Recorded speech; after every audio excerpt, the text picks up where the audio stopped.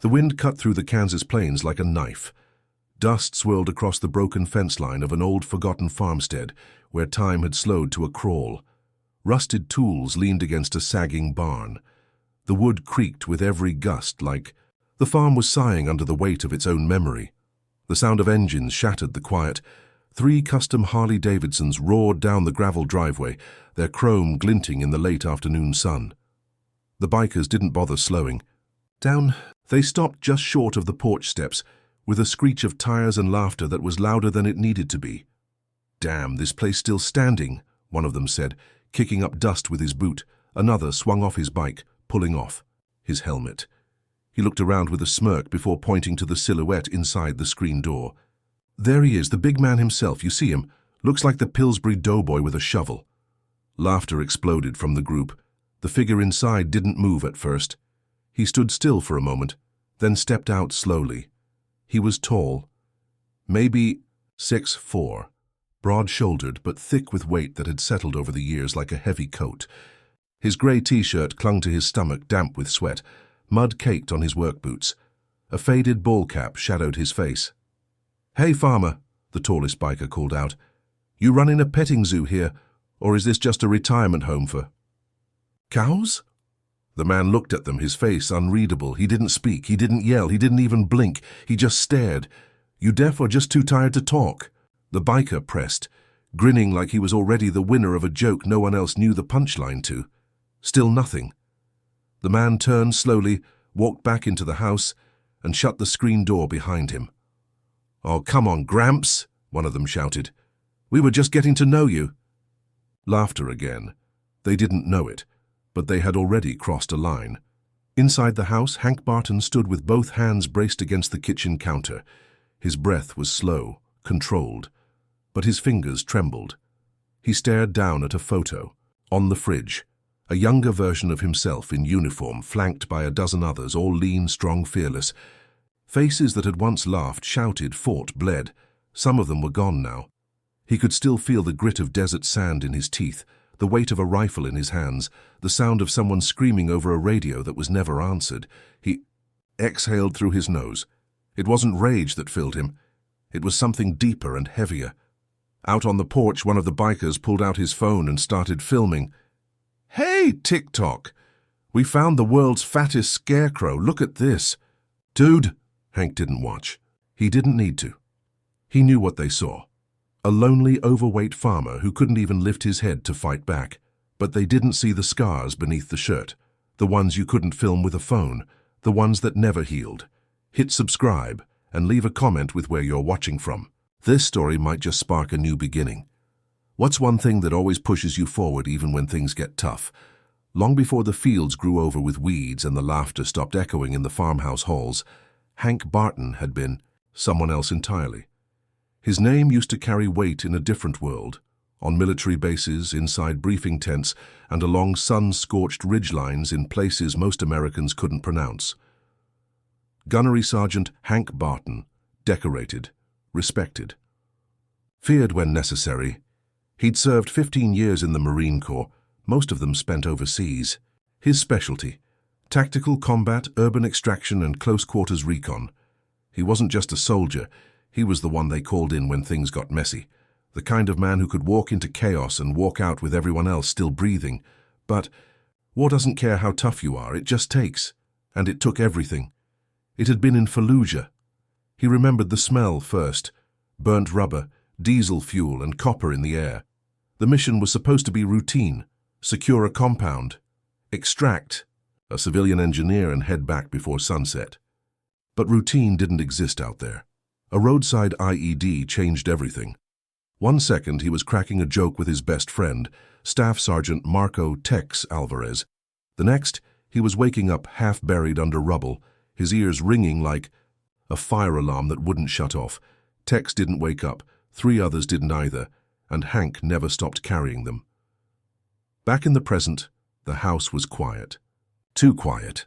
Hank moved to the worn leather recliner by the window and eased himself down with a grunt. Every joint ached. His knees weren't what they used to be, and his back had been giving him hell since the VA surgery 2 years ago. He rested, one hand on his stomach. not with shame, but almost like it had become armor. It protected the broken parts underneath. The distant rumble of the bikers' engines finally faded. He looked at the photo again, the old military group shot stuck to the fridge with a magnet shaped like a cow. They all looked so young, so alive. Hank's mind drifted to the voice of Tex, the way he used to joke. "You'll never be a damn farmer, Barton. You get bored too easy. You're built for war, not wheat."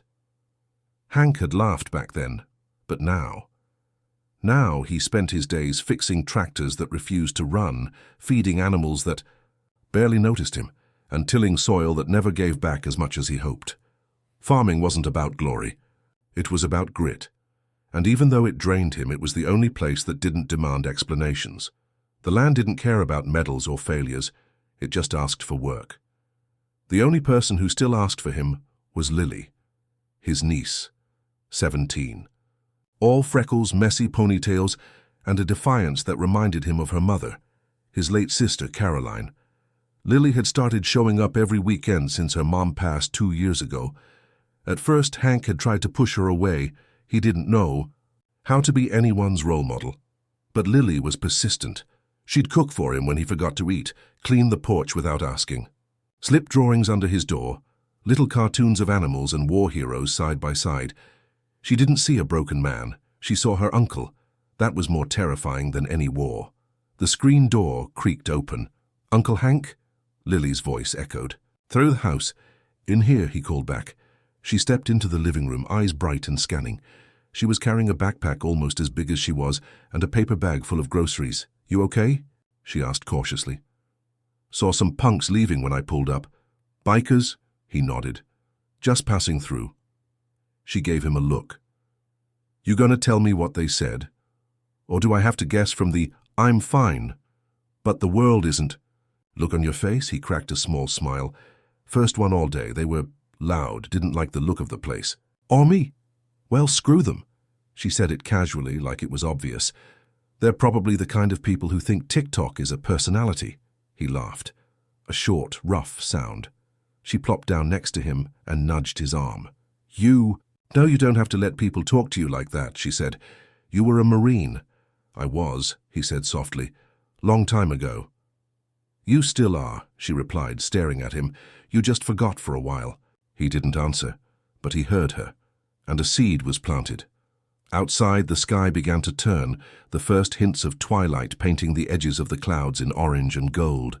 And somewhere out there, the video was spreading. A heavy-set man on a porch. Bikers laughing, but what no one captured was what lay behind that stare. Behind the quiet, behind the weight. Because sometimes silence isn't weakness, it's warning. The next morning, the sun rose sluggishly over the Kansas horizon, as if unsure whether it wanted to show up at all. Dew clung to the tall grass. The barn groaned awake in the wind. Hank was already outside, wrench in hand, half under the old Massey Ferguson tractor that hadn't run properly since before last winter. Sweat soaked through his shirt. Grease streaked his arms. His stomach pressed awkwardly against the axle every time he leaned in too far. He didn't care. The silence of the land let him breathe. Then his phone buzzed inside the house. He ignored it. 5 seconds later, buzz again. Then again. Hank groaned, wiped, his hands on a rag, and trudged back toward the porch. The last time his phone went off that much, a friend from the Corps had died. He didn't need another reminder that life was still marching on without him. The screen lit up with notifications. Unknown number. "Yo, man, you're on TikTok." YouTube DM. "Saw the clip, dude. You okay?" Facebook. Tag. "Why is this guy trending?" Hank's stomach dropped. He opened one of the links, and there it was. The video. A shaky clip filmed from the front steps, showing him standing silently as the bikers laughed and mocked. The title, "World's Saddest Farmer Just Takes It." Cringe. Funny. 4 million views. His chest tightened. The comment section was worse. "Is this guy even alive? Dude looks like a melted action figure." He blinked once. "Call the army." He stopped scrolling. Every word felt like sandpaper. Later in the barn, Lily found him just standing still, staring at the wooden beams above. "You saw it, didn't you?" she asked gently. He nodded. "I don't care what anyone says," she said, fierce now. "They don't know you. They don't deserve to know you." He stayed silent. "I've been coming here for 2 years, and I've never seen anyone work harder, care more, or hurt deeper than you. They just see what's on the outside, but you're still that guy in the uniform." "No, Hank," finally muttered. "That guy didn't let his team die. That guy didn't quit." Lily's voice dropped to a whisper. "You didn't quit. You survived." That night, Hank couldn't sleep. He walked out onto the porch with an old can of root beer, the kind Tex used to drink after patrol. He looked out over the dark field. Crickets chirped, an owl hooted in the distance. But something in him had shifted. It wasn't just about being laughed at, it was about what he'd become, or stopped becoming. He touched the scar running down his rib cage, the one doctors said was clean work after the shrapnel. It hadn't healed right. Just like the rest of him. Hank turned around, went back inside, and opened the hallway closet. He hadn't looked inside for years. Inside was a dusty storage bin. He knelt slowly, cracking the lid open. Dog tags, a pair of fingerless gloves, a torn photo of his team, and beneath it all, his old service boots. His hand hovered over them, uncertain. They were worn, but they still held shape. Like they'd been waiting for the man who once wore them to come back. The next morning, Hank rose earlier than usual. He didn't shave, didn't clean up, but he laced up those boots. Then he walked to the back of the property and found the rusted-out pull-up bar he'd once welded together from an old irrigation pipe. He stared at it, took a deep breath and tried to pull himself up. His arms trembled, his core screamed, but slowly, inch by inch, he lifted, not far, but enough. His feet hit the ground hard, his breath burned in his lungs, but for the first time in a long time, he wasn't thinking about what he couldn't do. He was thinking about what came next, because pain he could handle. Mockery? Whatever. But letting them be right about him, that wasn't happening. The morning fog had barely cleared when Hank felt something unfamiliar, the pull of a challenge. For the first time in years, it wasn't just a fight for survival, it was a fight for pride. The farm still needed work, and Hank had always been a man of action, but today was different. Today he wasn't just going to fix equipment or mend fences, he was going to train, like he had back in the Corps. His muscles were sore from the pull-up attempt earlier, but the pain felt different now. It felt like progress. By midday, Hank had swapped his old boots for a pair of well-worn sneakers he'd found in the back of the closet. He wasn't planning on running a marathon, but he needed to move. Lily came by as usual to help with chores. She watched him carefully as he stretched his stiff arms and legs, preparing for something she didn't fully understand. "You're really going to do this, huh?" she asked, leaning against the barn door. "I have to," Hank replied, glancing at her for the first time that morning. "I've been running from what I used to be. Now, I think it's time I started facing it." Her eyes softened. "I don't care what you used to be, Uncle Hank. I care about who you are now. And I know you've got more in you than anyone could ever guess." Hank gave a short, tight smile, and then he walked out into the field. There was no clear destination, just the need to move. The day passed in a blur of sweat, soil, and steel. Hank found an old tire in the barn and dragged it out into the yard. He didn't know what he was doing, but the rhythmic motion of lifting, flipping, and tossing the tire soothed something deep inside him. It felt like the old days, like the hours spent under the harsh desert sun, pushing his body to the limit, with his squad. Lily watched from a distance. She didn't interrupt. She understood the weight of this moment, the weight of the man who had been, and the man who was trying to rise from the ashes. When the sun dipped low in the sky, Hank stopped, chest heaving. Sweat dripped from his brow, stinging his eyes. His arms ached, but it wasn't the kind of ache that made him want to quit. It was the kind of ache that said, "Keep going." Lily approached him, hesitant but hopeful. "You okay?" she asked. He wiped his face with the back of his hand. "Yeah," he said, his voice rougher than he intended. "I'm good, just a little out of shape." "Only a little?" she teased, her lips curling into a grin. Hank chuckled, though. It was weak. "A lot, actually. But that's gonna change." The next few days passed like that, small steps forward, some days easier than others. There was no grand transformation, no miraculous change, but Hank could feel the difference in himself. Every time his muscles screamed in protest, it reminded him of something he hadn't felt in years: strength. The mornings were quieter. The sounds of the bikers' mocking laughter faded into the background. In its place, Hank heard the crunch of gravel under his boots, the wind rustling through the crops, and the rhythmic thud of his tire flips in the yard. Then one afternoon, as Hank was hauling a load of hay bales from the barn to the fields, he heard the unmistakable sound of motorcycles revving in the distance. He didn't need to look up to know who it was. The bikers were back. This time Hank didn't flinch, he didn't even slow down. The bikes roared closer, cutting through the stillness of the farm like a hot knife through butter. The dust kicked up in a cloud, and Hank finally stopped what he was doing, turning to face the group. The leader, the tallest one with a leather vest that looked a little too shiny, pulled up first. He grinned widely when he saw Hank standing there, but this time his grin didn't carry the same edge as before. "Look at you," the biker said with mock disbelief. "The old man's actually doing something with himself." Hank didn't respond at first. His gaze stayed steady, unwavering. He wasn't intimidated. Not anymore. "You know," the biker continued, walking toward him, "I gotta say, I thought you'd just sit in your rocking chair and fade away. But now you're actually out here working, like you've got something to prove." "I do," Hank replied, his voice quiet but strong. The biker raised an eyebrow, clearly amused. "Oh, really? What's that?"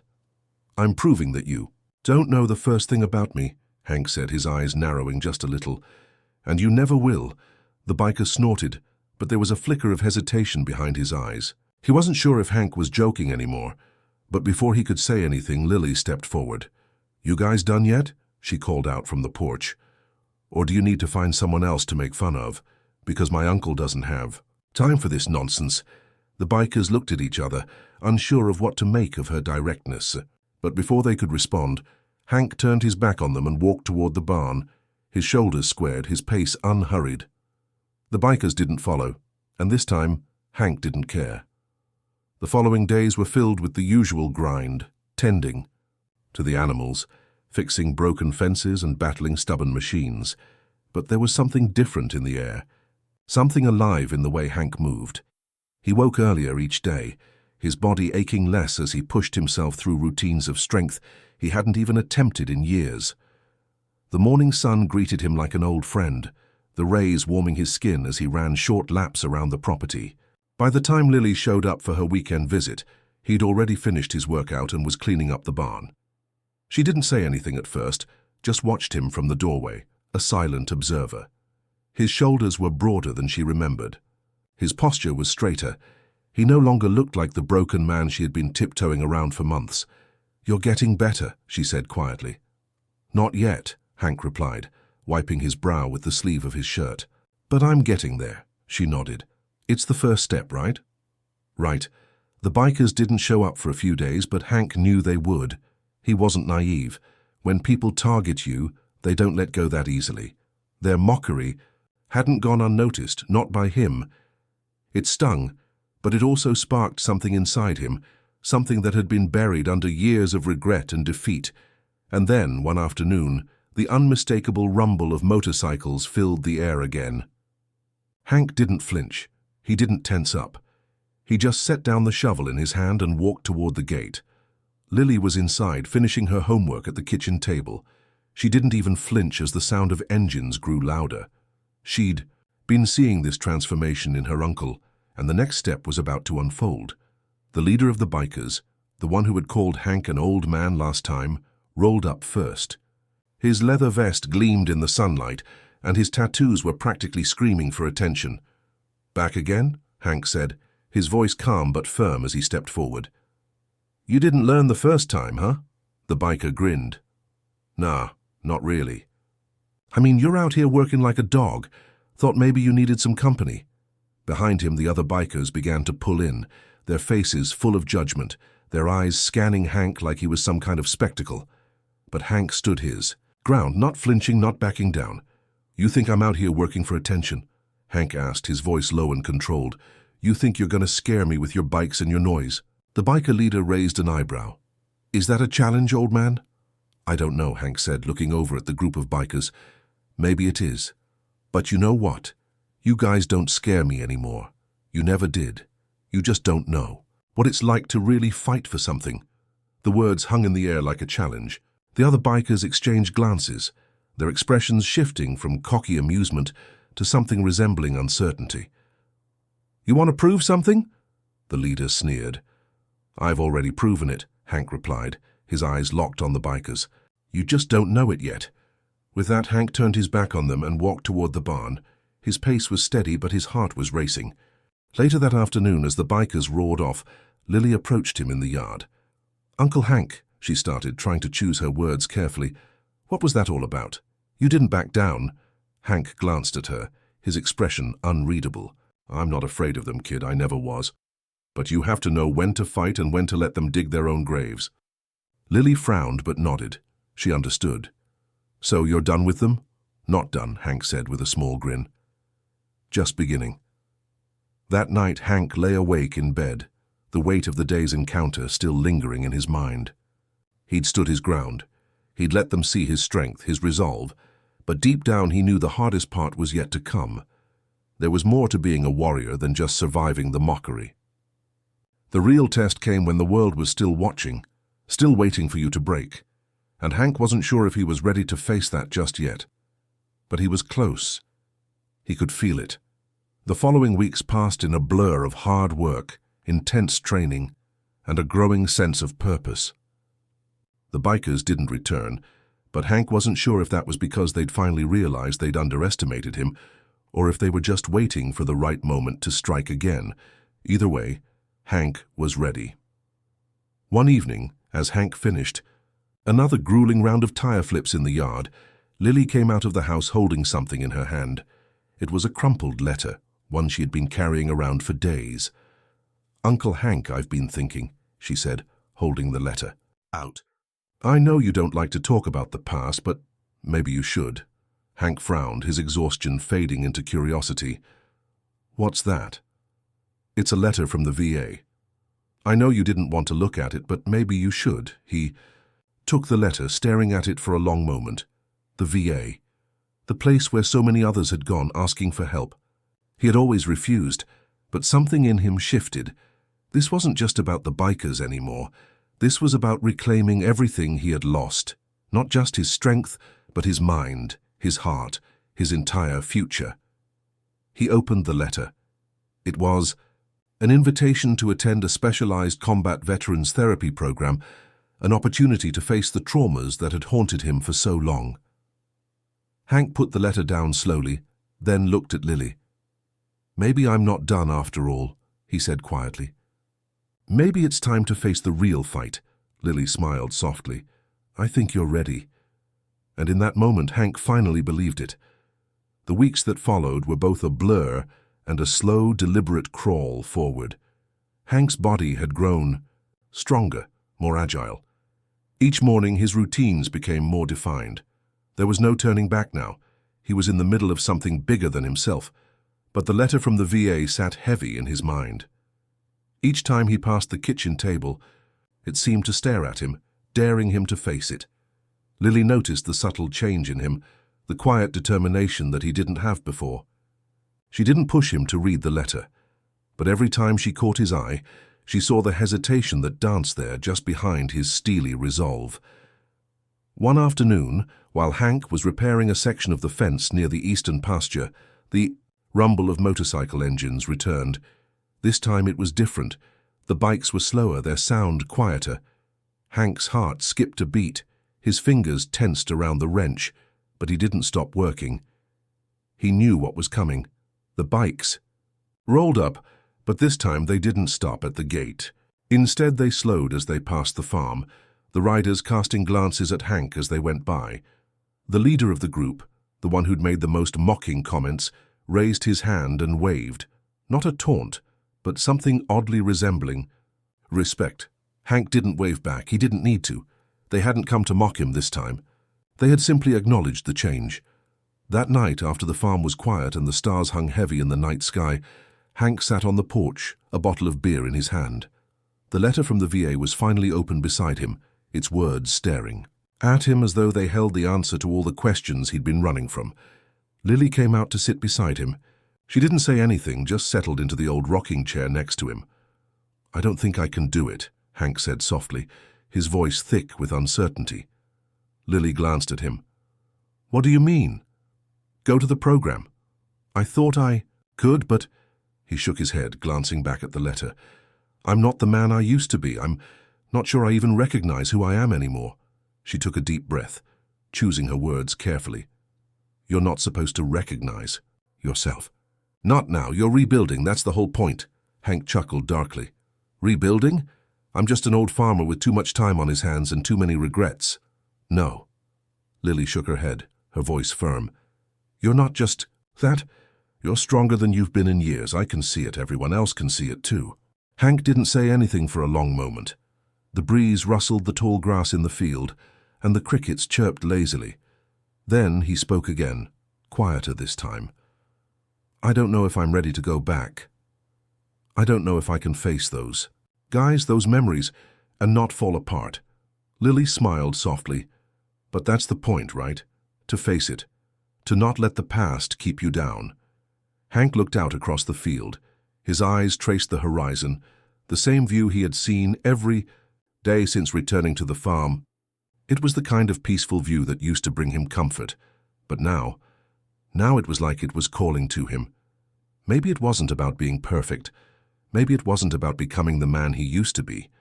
Maybe it was just about moving forward. The sea. Next day, Hank did something he hadn't done in years. He put on his old combat boots, those boots that had gathered dust in the back of the closet, and laced them up.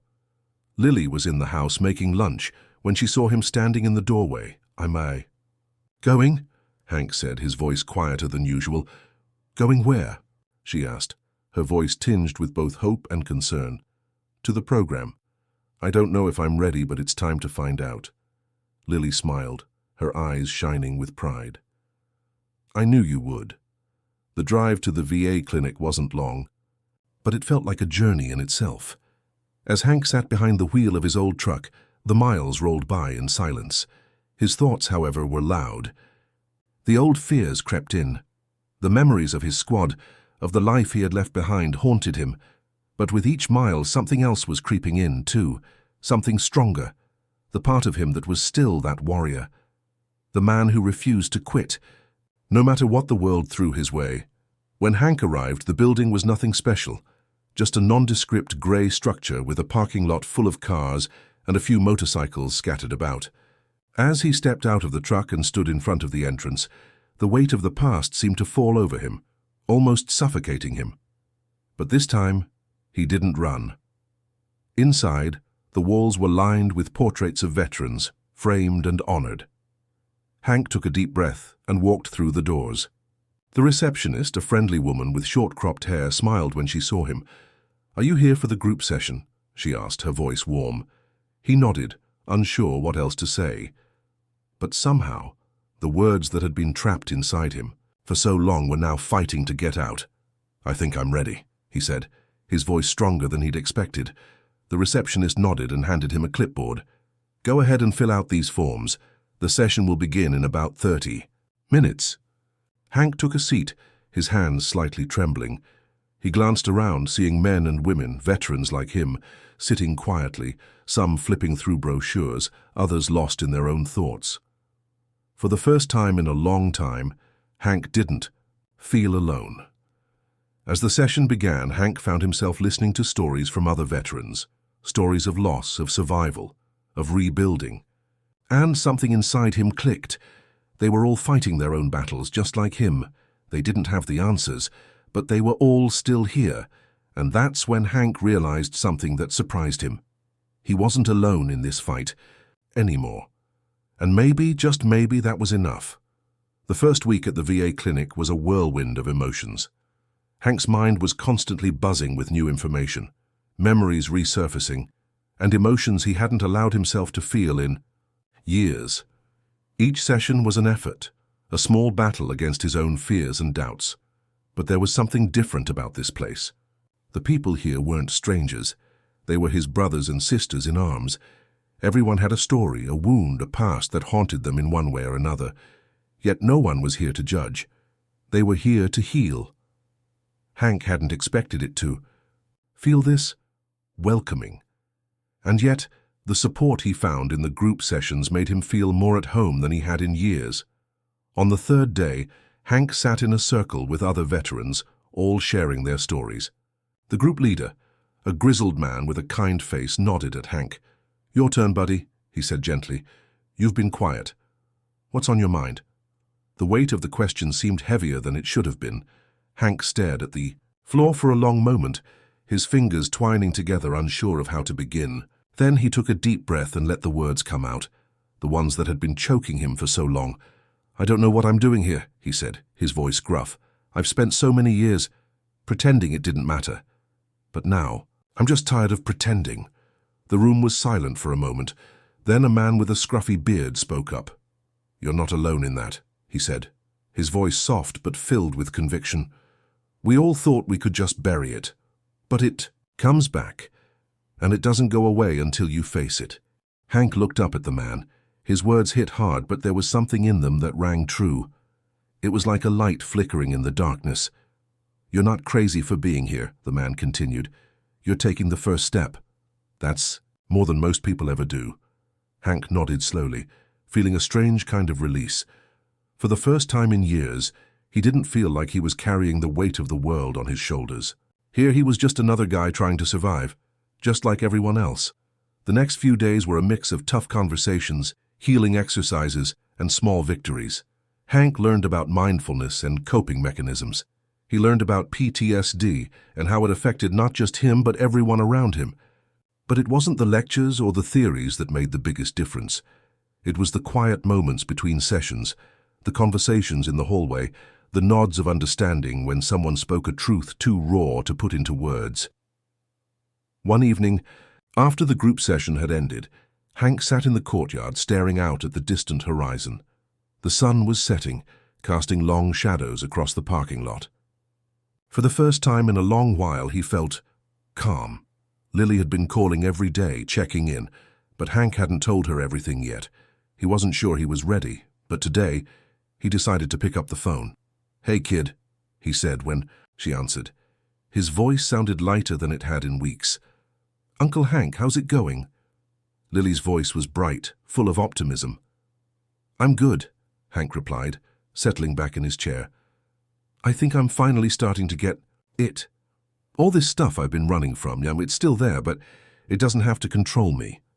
"That's amazing, Uncle Hank," she said, her voice filled with pride. "I knew you could do it." "I don't know about that," Hank said with a small chuckle, "but I'm trying." The next week, Hank met with his therapist one-on-one, for the first time. Dr. Martin was a calm, patient man in his 50s, with a graying beard and a soothing voice. He listened intently as Hank recounted some of his experiences from his time in combat, how it still felt like a storm raging inside. "There's no shame in what you're going through, Hank," Dr. Martin said. "PTSD isn't a weakness. It's a natural reaction to the trauma you experienced. The goal isn't to erase it. It's to learn how to live with it and make it a part of who you are in a way that doesn't control your life." "I don't know if I can ever forget some of the things I saw," Hank said, his voice tight with emotion, "but I'm ready to stop letting them dictate what I do. I'm ready to start over, not just for me, but for Lily." Dr. Martin smiled. "That's the first step. You're already making progress." Back on the farm, life went on. Hank's body was getting stronger each day, but now his mind was beginning to catch up. Every morning he would wake up early, go for a run, and spend the rest of the day working the land, slowly restoring the farm to its former glory. The work wasn't easy, but it was honest. It was grounding. And then, one afternoon, the bikers returned. This time they didn't mock him. They didn't even rev their engines aggressively. They simply rolled up to the gate, stopped, and waited. Hank could feel their eyes on him as he worked, but he didn't look up. Not at first. The leader of the group was the first to approach. "Hey," he called out, his voice gruff but without the usual mockery. "You've been working hard, we noticed." Hank paused, wiping his brow with the back of his hand. "I've been busy," he said simply, still not meeting the man's gaze. "You're not just busy," the leader said, his tone serious. "You're changing, I can see it." Hank finally turned to face him. The leader was standing there, no longer sneering, but with something like respect in his eyes. "I told you before," Hank said, his voice low but firm. "You think you know what's inside me, but you don't, and you're not going to either." The leader nodded slowly, then turned to his gang. "Let's get out of here. He's not the guy we thought he was." And just like that, they left. Quietly, no taunts, no jeers, just a silent acknowledgement of Hank's transformation. That night, as Hank sat on his porch, watching the stars twinkle in the night sky, he realized something. The road to healing wasn't about defeating the bikers or proving something to anyone else. It was about reclaiming his life, his purpose. It was about facing his past, no matter how painful, and making the decision to move forward. He wasn't done yet, not by a long shot, but he was getting there. Hank stood in front of the barn, wiping the sweat from his brow. The sun had been relentless that day, beating down on the field like a drum. But it wasn't just the heat that made his muscles ache. The weight of what he was trying to accomplish, the personal battles, the mental hurdles, the daily fight, to keep moving forward, was starting to feel heavier than the physical labor. He'd spent the last few weeks getting back into his routine, fixing the fences, cleaning up the land, making the farm feel alive again. The mornings were easier now. The fresh air, the scent of the earth beneath his boots, felt grounding. But at night, when he lay in bed, the nightmares still crept in. The VA clinic was helping, but healing wasn't a linear process. There were days when he felt like he was on top of the world, and then there were days when it felt like everything was crashing down again. It was on one of those rough days that Hank found himself standing in the middle of the field, staring at the horizon. The sun was starting to set, casting a warm golden hue over the land. He was trying to shake off the dark thoughts swirling in his head when he heard a vehicle pull up to the gate. Hank wasn't in the mood to deal with anyone, especially not the bikers. He hadn't seen them in a few weeks, and he preferred it that way. But as he turned toward the sound of the engine, he saw a familiar face, one that he hadn't expected. It was the leader of the biker gang, the same one who had waved at him before. This time he wasn't alone. Behind him was a young man, maybe in his late 20s, wearing a leather jacket and a face full of tattoos. Hank didn't know what to expect, but he wasn't interested in playing any games. He crossed his arms over his chest and waited, his gaze fixed on the leader. The biker pulled off his helmet, revealing a face that was rough around the edges but surprisingly friendly. "Hank, right?" he asked, taking a few steps closer. Hank didn't respond immediately. His eyes flicked over to the young man beside him, who looked uneasy, like he wasn't sure what to do or say. "I'm sorry about last time," the leader said, his voice genuine but still carrying the weight of the past. We were wrong. We judged you before we knew you." Hank took a deep breath, unsure of what to say. He'd heard apologies before, but they usually came with strings attached. This time, though, it felt different. It felt like they were actually trying to make amends. "Apology accepted," Hank said, his tone flat. He wasn't sure why, but it felt important to at least acknowledge it. "What brings you here?" The leader hesitated, glancing at the younger man beside him. "This here is Tyler," he said, motioning toward him. "He's a vet, too. Came back a few months ago from overseas. Doesn't know where to turn, thought maybe you could help him out." Hank's heart skipped a beat. Tyler's face was a mixture of anxiety and confusion, and Hank could see the pain in his eyes. He knew that look. He had worn it for years. "You're a vet?" Hank asked, his voice softer now. Tyler nodded, his eyes darting to the ground. "Yeah," Tyler said quietly. "I came back and, everything's messed up. I don't know what to do." Hank paused, studying the young man for a long moment.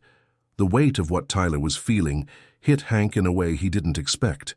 It wasn't too long ago that Hank had been in his shoes, wondering if he would ever find his way back to who he was before the war.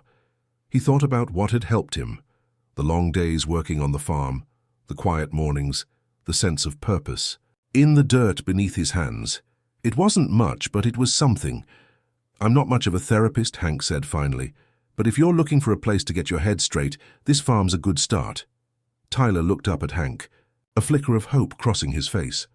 "You think I could work here?" Hank nodded slowly. "Yeah, if you're willing to put in the work. It's hard, dirty work, but it helps keep the demons at bay." The leader stepped forward, looking relieved. "Thanks, Hank. You don't know what this means to us." Hank gave a small nod. "I'm not a hero, just a guy who knows what it's like to need a second chance. We all do." The next few days were a blur of new challenges. Tyler was a fast learner, but there was something in his eyes that reminded Hank of himself, of the way he had felt when he first came back from overseas. It wasn't just about the physical work. It was about feeling like you had a purpose again, like the world still had something to offer. Hank showed Tyler how to fix the fence, how to tend to the animals, and how to find peace in the little things, the rhythm of the work, the satisfaction of seeing progress, even when the world felt like it was falling apart. But Tyler's scars were still fresh. There were days when he would go quiet, retreating into himself, and Hank could see the war still lived in him. It wasn't gone, not yet. One evening, as Hank and Tyler worked side by side, the younger man spoke up. "Do you ever feel like it's too much?" Tyler asked, his voice hesitant. Like no matter how much you work or how much you try, it's never going to be enough." Hank paused for a moment, considering the question. The sun was dipping low, casting long shadows over the farm. "Every damn day," Hank said finally. "But that's the thing. It's not about being enough. It's about doing what you can, every day, even when you think you can't." Tyler looked at him, a faint smile tugging at his lips. "Yeah, I guess that's true." Hank gave a small nod. "It's all about the small victories, and the first victory is just showing up." As the days turned into weeks, Hank began to see a change in Tyler. It wasn't immediate and it wasn't easy, but he could see the weight on the young man's shoulders beginning to lighten. They spent more time together, and Hank found himself opening up in ways he hadn't with anyone but Lily. He shared pieces of his story with Tyler, things he'd never told anyone else. The war, the loss, the loneliness. But there was healing in that too, talking, sharing the burden. And then one evening Tyler did something Hank hadn't expected. He went to the barn, grabbed a few old tools, and started fixing the broken gate, without saying a word. Hank watched him for a while, the pride swelling in his chest. Tyler had found his purpose, at least for now. The sun was low in the sky when Hank and Tyler finished their work for the day. They had been repairing the barn, roof all afternoon, both of them covered in dirt, sweat, and the faint smell of old hay. It had been hard work, but it felt good. Honest work, the kind that cleared your mind and calmed your soul. But despite the satisfaction of a job well done, Hank couldn't shake the feeling that something was about to change. It was the same feeling he'd had when he first started working the farm again. The feeling that he was moving forward, but that something was lurking, something he wasn't ready for. Tyler noticed the shift in Hank's mood and stopped what he was doing. "You okay, Hank?" Hank wiped his brow, his mind racing. "Yeah, just tired, I guess." Tyler eyed him curiously but didn't press further. He had learned quickly that Hank wasn't one for sharing unless he wanted to, and right now, Hank wasn't saying much. "Thanks for letting me stay here," Tyler said after a long pause. "I think I'm starting to get the hang of this on farm life." "You're doing good," Hank said, his voice steady but with a hint of something deeper. "But it's not just about the work. You gotta face what's inside, too. It'll catch up to you if you don't." Tyler gave a slight nod, but Hank could see the doubt in his eyes. It was the same look Hank had worn when he first came home, like he didn't know what it would take to get better, but he was willing to try anything. The following days were filled with routine, working the fields, fixing the fences, and tending to the animals. But it wasn't the work that weighed on Hank's mind, it was Tyler. The young man was making progress, but Hank could sense the storm still brewing beneath the surface. Tyler had yet to fully confront what he was running from, and Hank knew it was only a matter of time before it all came crashing down. It was on one of those long evenings, when the last light of the day faded and the air grew cool, that it happened. Tyler was sitting by the fire pit, poking at the embers with a stick. Hank had been cleaning up the barn when he heard the soft sound of a sniffling. He walked over and found Tyler sitting alone, his back hunched and his face hidden in his hands. "Tyler?" Hank called softly, not wanting to startle him. The young man looked up, his eyes red and swollen. "I don't think I can do this anymore," Tyler said, his voice cracking. "I'm just so tired." Hank sat down beside him, his heart heavy, with the weight of Tyler's words. He knew exactly what the kid was feeling. The same exhaustion, the same hopelessness. The never-ending fight to keep going when it seemed like everything inside you was broken. "You don't have to do it alone," Hank said, his voice firm yet gentle. "You don't have to do any of this alone." Tyler's lips trembled, but he didn't say anything. He just sat there staring at the fire, lost in his own world of pain. Hank thought about his own journey, the moments when he had wanted to give up, when the weight of his past seemed too much to carry. He thought about Lily, and how much she had given him the strength to keep going. Maybe he couldn't change Tyler's past, but he could at least help him find a way to move forward. "Listen," Hank said, his voice low and steady.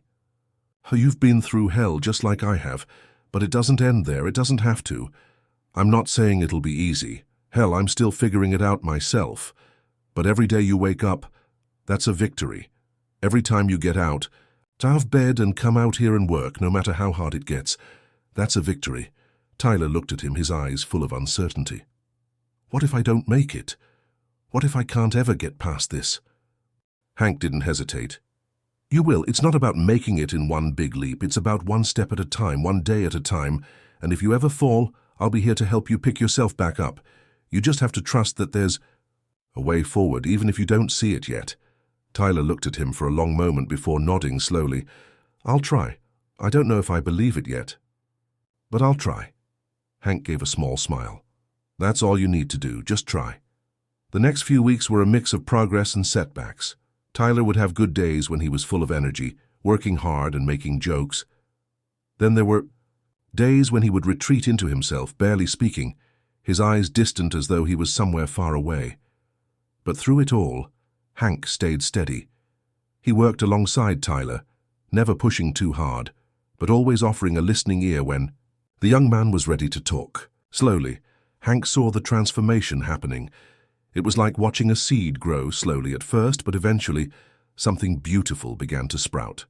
One morning, Tyler showed up at the barn before Hank had even had his coffee, carrying a bag of tools and a determined look on his face.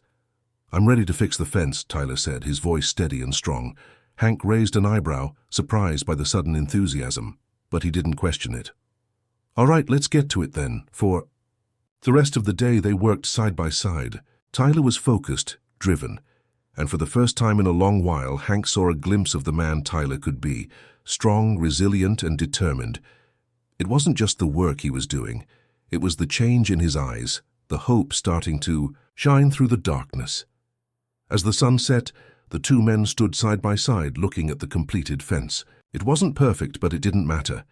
It was a symbol of progress, a symbol of what Tyler had overcome, and what Hank was continuing to overcome himself. "You did good today," Hank said, his voice filled with quiet pride. Tyler looked at him, a grin spreading across his face. "Thanks, Hank. I couldn't have done it without you." Hank smiled back, his heart light. We all need a little help sometimes. The road to recovery wasn't easy, and Hank knew there were still battles ahead, both for himself and for Tyler. But for the first time in a long time, he felt like he was on the right path. And maybe, just maybe, he was starting to believe that healing wasn't just about moving past the pain. It was about embracing it, learning from it, and using it to build something new. The mornings were getting cooler as fall approached, and the farm had a new rhythm to it. Hank and Tyler worked side by side most days, their bond strengthening with each task they completed together. Hank had grown accustomed to having someone else around, someone who understood the weight of the silence, the weight of the past. Tyler had become more than just a farmhand. He had become a friend, a partner in the quiet battles that raged beneath the surface of everyday life. Yet, despite the steady progress, Hank couldn't shake the feeling that something was coming. It was a familiar feeling, the sense of impending storm clouds. And sure enough, one afternoon as the two men were finishing up with the cattle, a truck pulled up to the gate. Hank didn't recognize the vehicle, but the worn leather jacket, and rough demeanor of the man who stepped out immediately caught his attention. The stranger was tall, broad-shouldered, and his face was weathered by years of hard living. He didn't look like the type who came to offer a hand. Tyler glanced over at Hank, his expression tense. "Who do you think that is?" "I don't." "No," Hank muttered, "but let's find out."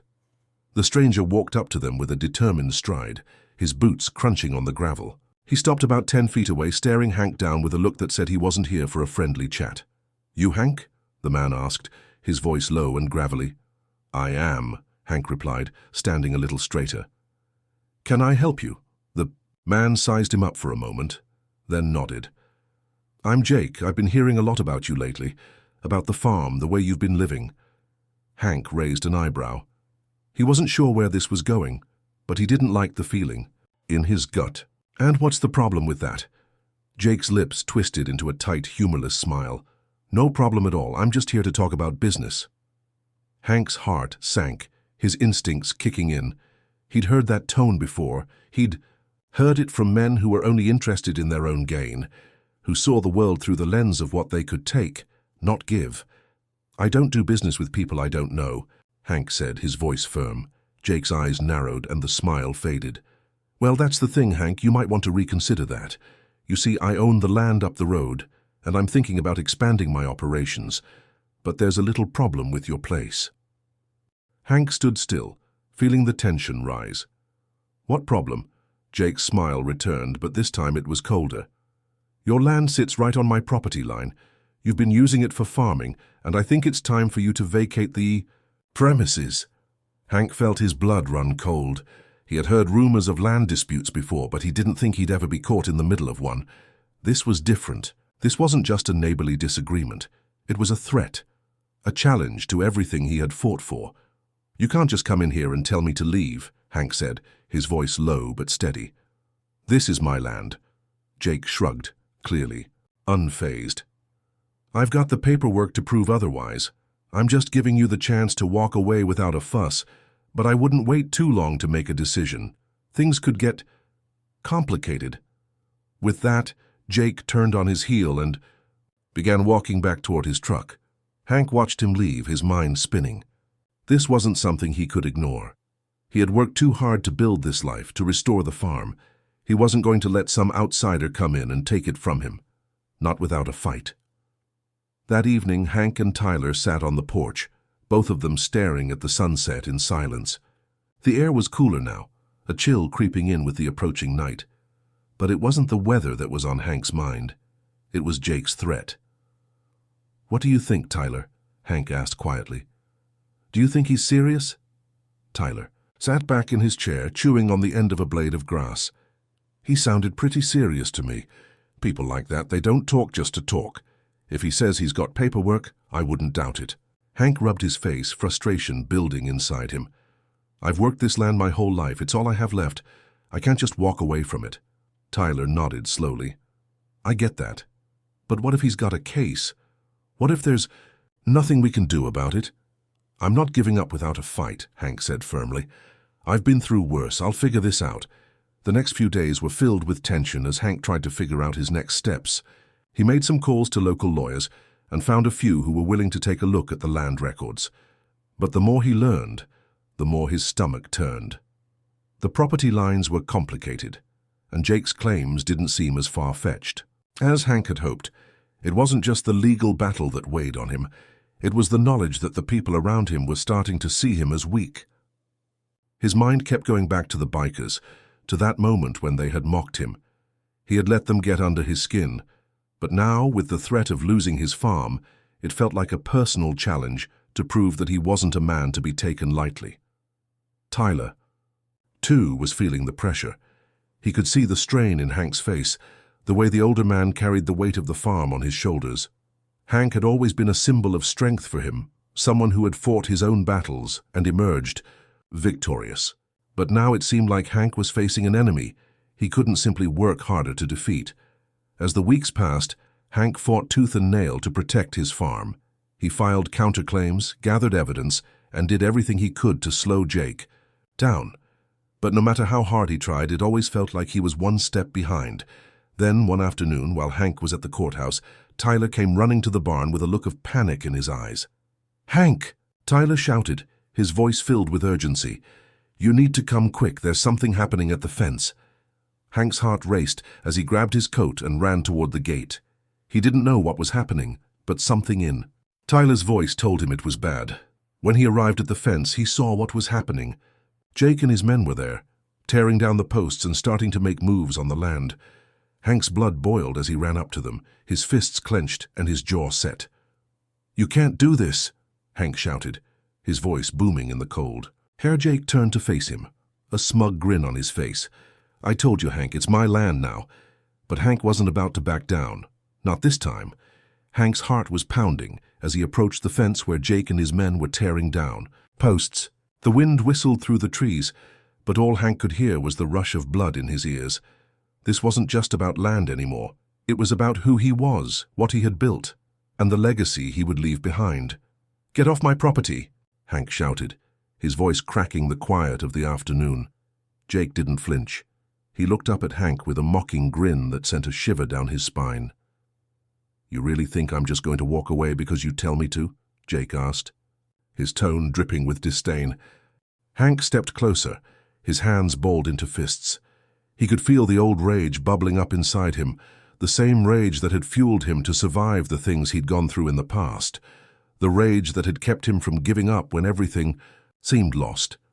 "I don't care what you think you have on paper," Hank said, his voice low and dangerous. "This is my land, I've worked it my whole life, and I'm not going to let you take it without a fight." Jake scoffed. "A fight? You're a joke, Hank. You're nothing but a washed-up old man playing at being a farmer. This land's mine now, and there's nothing you can do about it." Hank took a step forward, his boots crunching against the gravel. "You don't know who you're dealing with. Yeah? Enlighten me," Jake sneered, motioning for his men to stop working as they turned to watch the confrontation unfold. Hank's fists tightened, and for a moment he considered his options. He could throw a punch, let his anger take over, but he knew that wouldn't solve anything. He wasn't some young man anymore. He couldn't afford to make rash decisions. He needed to be smarter than that. "I'm telling you this once, Jake," Hank said, his voice calm but carrying a deadly edge. "I don't want to make an enemy of me." Jake looked at Hank like he was nothing more than a nuisance, but Hank could see the doubt flickering in his eyes for a brief moment. Jake might not have been afraid of him yet, but he would be soon. "Enough! Get your men off my property," Hank said one last time, his voice unwavering. Jake sighed and shook his head. "You're a stubborn old man, Hank. Fine. We'll see how far your stubbornness gets you." With a dismissive gesture, he turned to his men. "Pack it up, we're leaving." But just as Jake and his crew started to gather their tools, a pickup truck came speeding up the dirt road. Hank squinted into the distance, recognizing the truck as one that had passed through the area a few times before. It was owned by a local farmer named Ben, who Hank had known for years. Ben wasn't the type to get involved in other people's business, but if he was showing up now, something was wrong. The truck skidded to a halt in front of the gate, and Ben jumped out, looking frazzled and out of breath. "Hank, you need to get out of here now," Ben shouted, looking over his shoulder as if expecting someone to come after him. "What's going on?" Hank asked, his heart rate quickening. "What's happening?" Ben didn't waste any time with pleasantries. "Jake's not just after your land, Hank. He's got a whole plan. He's been talking to the county officials, trying to get all the surrounding farms into his pocket. He's got investors behind him. This isn't just about you anymore. It's about him taking over the entire area." Hank felt like the wind had been knocked out of him. He'd known that Jake was bad news, but this was bigger than he had imagined. "I'm telling you, Hank," Ben continued, his voice low and urgent, "you need to get ahead of this. He's got the paperwork, he's got the connections, and he's got the backing. If you don't act fast, he's going to push you out, and there won't be anything you can do to stop him." Hank stood still for a moment, trying to process everything Ben had just said. The weight of the situation settled heavily on his shoulders. It wasn't just a fight for his land anymore. It was a fight for everything he had left. "Damn it," Hank muttered under his breath. Jake was watching from a distance now, his smug grin returning as he saw Hank and Ben talking. The tension in the air was thick, and Hank could feel the storm brewing. The thought of backing down never crossed his mind. He'd fought for too much, lost too much, to let some outsider come in and take it all away. You think I'm just going to roll over and let him take everything? Hank said, his voice rising in anger. Ben shook his head. No, I know you won't, but you've got to be smart about this. You need legal help. You need allies. If you take this head-on without preparation, it's going to be a disaster. Hank turned to look at Jake, who was now leaning against his truck, clearly enjoying the drama playing out before him. I'll fight him, Hank said, his voice a low growl. But I'm going to do it my way. That night, Hank sat at the kitchen table, Ben's words echoing in his mind. He wasn't sure where to start. The legal battles, the corruption, the sheer weight of what was coming, all of it was overwhelming. But he had one thing Jake didn't: his own history, his own strength. The land had always been a part of him. He wouldn't let it slip through his fingers without a fight. Tyler, who had been quiet since Ben's arrival, finally spoke up. What are we going to do, Hank? How do we stop him? Hank looked over at the young man, seeing the genuine concern in his eyes. We're going to do what we always do. We're going to fight. We're going to find out what we need to know, and we're going to make sure he doesn't get away with this. Tyler nodded, the fire of determination lighting up his face. I'm with you, Hank, whatever you need. Hank smiled slightly. Good. You're not in this alone, kid. We'll figure it out. But Hank knew it wasn't going to be easy. The fight ahead would test everything: his strength, his resolve, and his relationships. He had to dig deep. He had to become more than the man he was now, and he had to find the warrior within, the one who had survived so many battles before. Hank knew the fight ahead wasn't going to be easy. He'd faced countless obstacles in his life: financial hardships, heartbreak, the lonely years after losing his wife. But this was different. This wasn't just a battle to survive. This was a battle for everything he had left: his land, his dignity, and his future. That evening, Hank sat down at the kitchen table, the old wooden surface worn smooth by years of use. He spread out the papers Ben had brought over, legal documents that now felt like a map of war. There were land surveys, contracts, deeds, and maps, each one a piece of the puzzle that would either save or destroy him. His mind raced as he sifted through the details, trying to make sense of the complex web Jake had woven around his farm. You're not alone in this, Hank, Tyler's voice broke through the quiet. He had come in quietly, watching Hank work in the soft glow of the kitchen light. Hank looked up, meeting Tyler's gaze. The young man had become more than just an employee over the past few weeks. He was a friend, a partner in this struggle. I know, Tyler, but I need to figure this out. I can't afford to miss any detail. Tyler nodded. We'll figure it out together, but maybe it's time we get some real help. This is bigger than just us. Hank sighed, rubbing his face. He was exhausted, mentally and physically. But Tyler was right. They couldn't take on someone like Jake alone.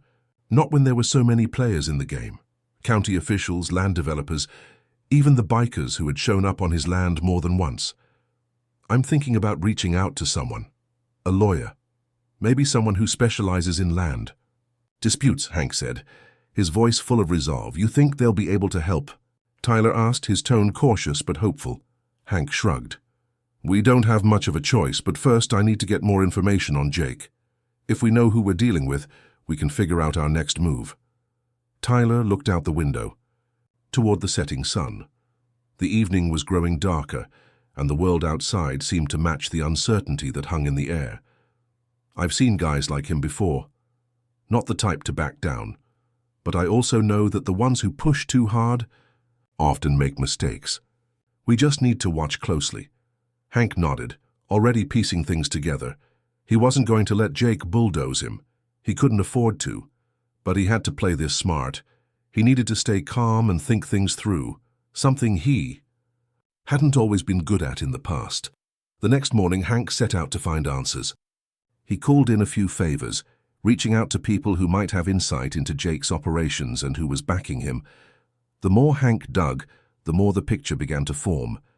Jake wasn't just a landowner. He was part of a larger network of land developers, investors, and apparently some shady figures who were willing to do whatever it took to expand their territory. Hank wasn't dealing with a local businessman. He was facing a well-funded operation with serious connections.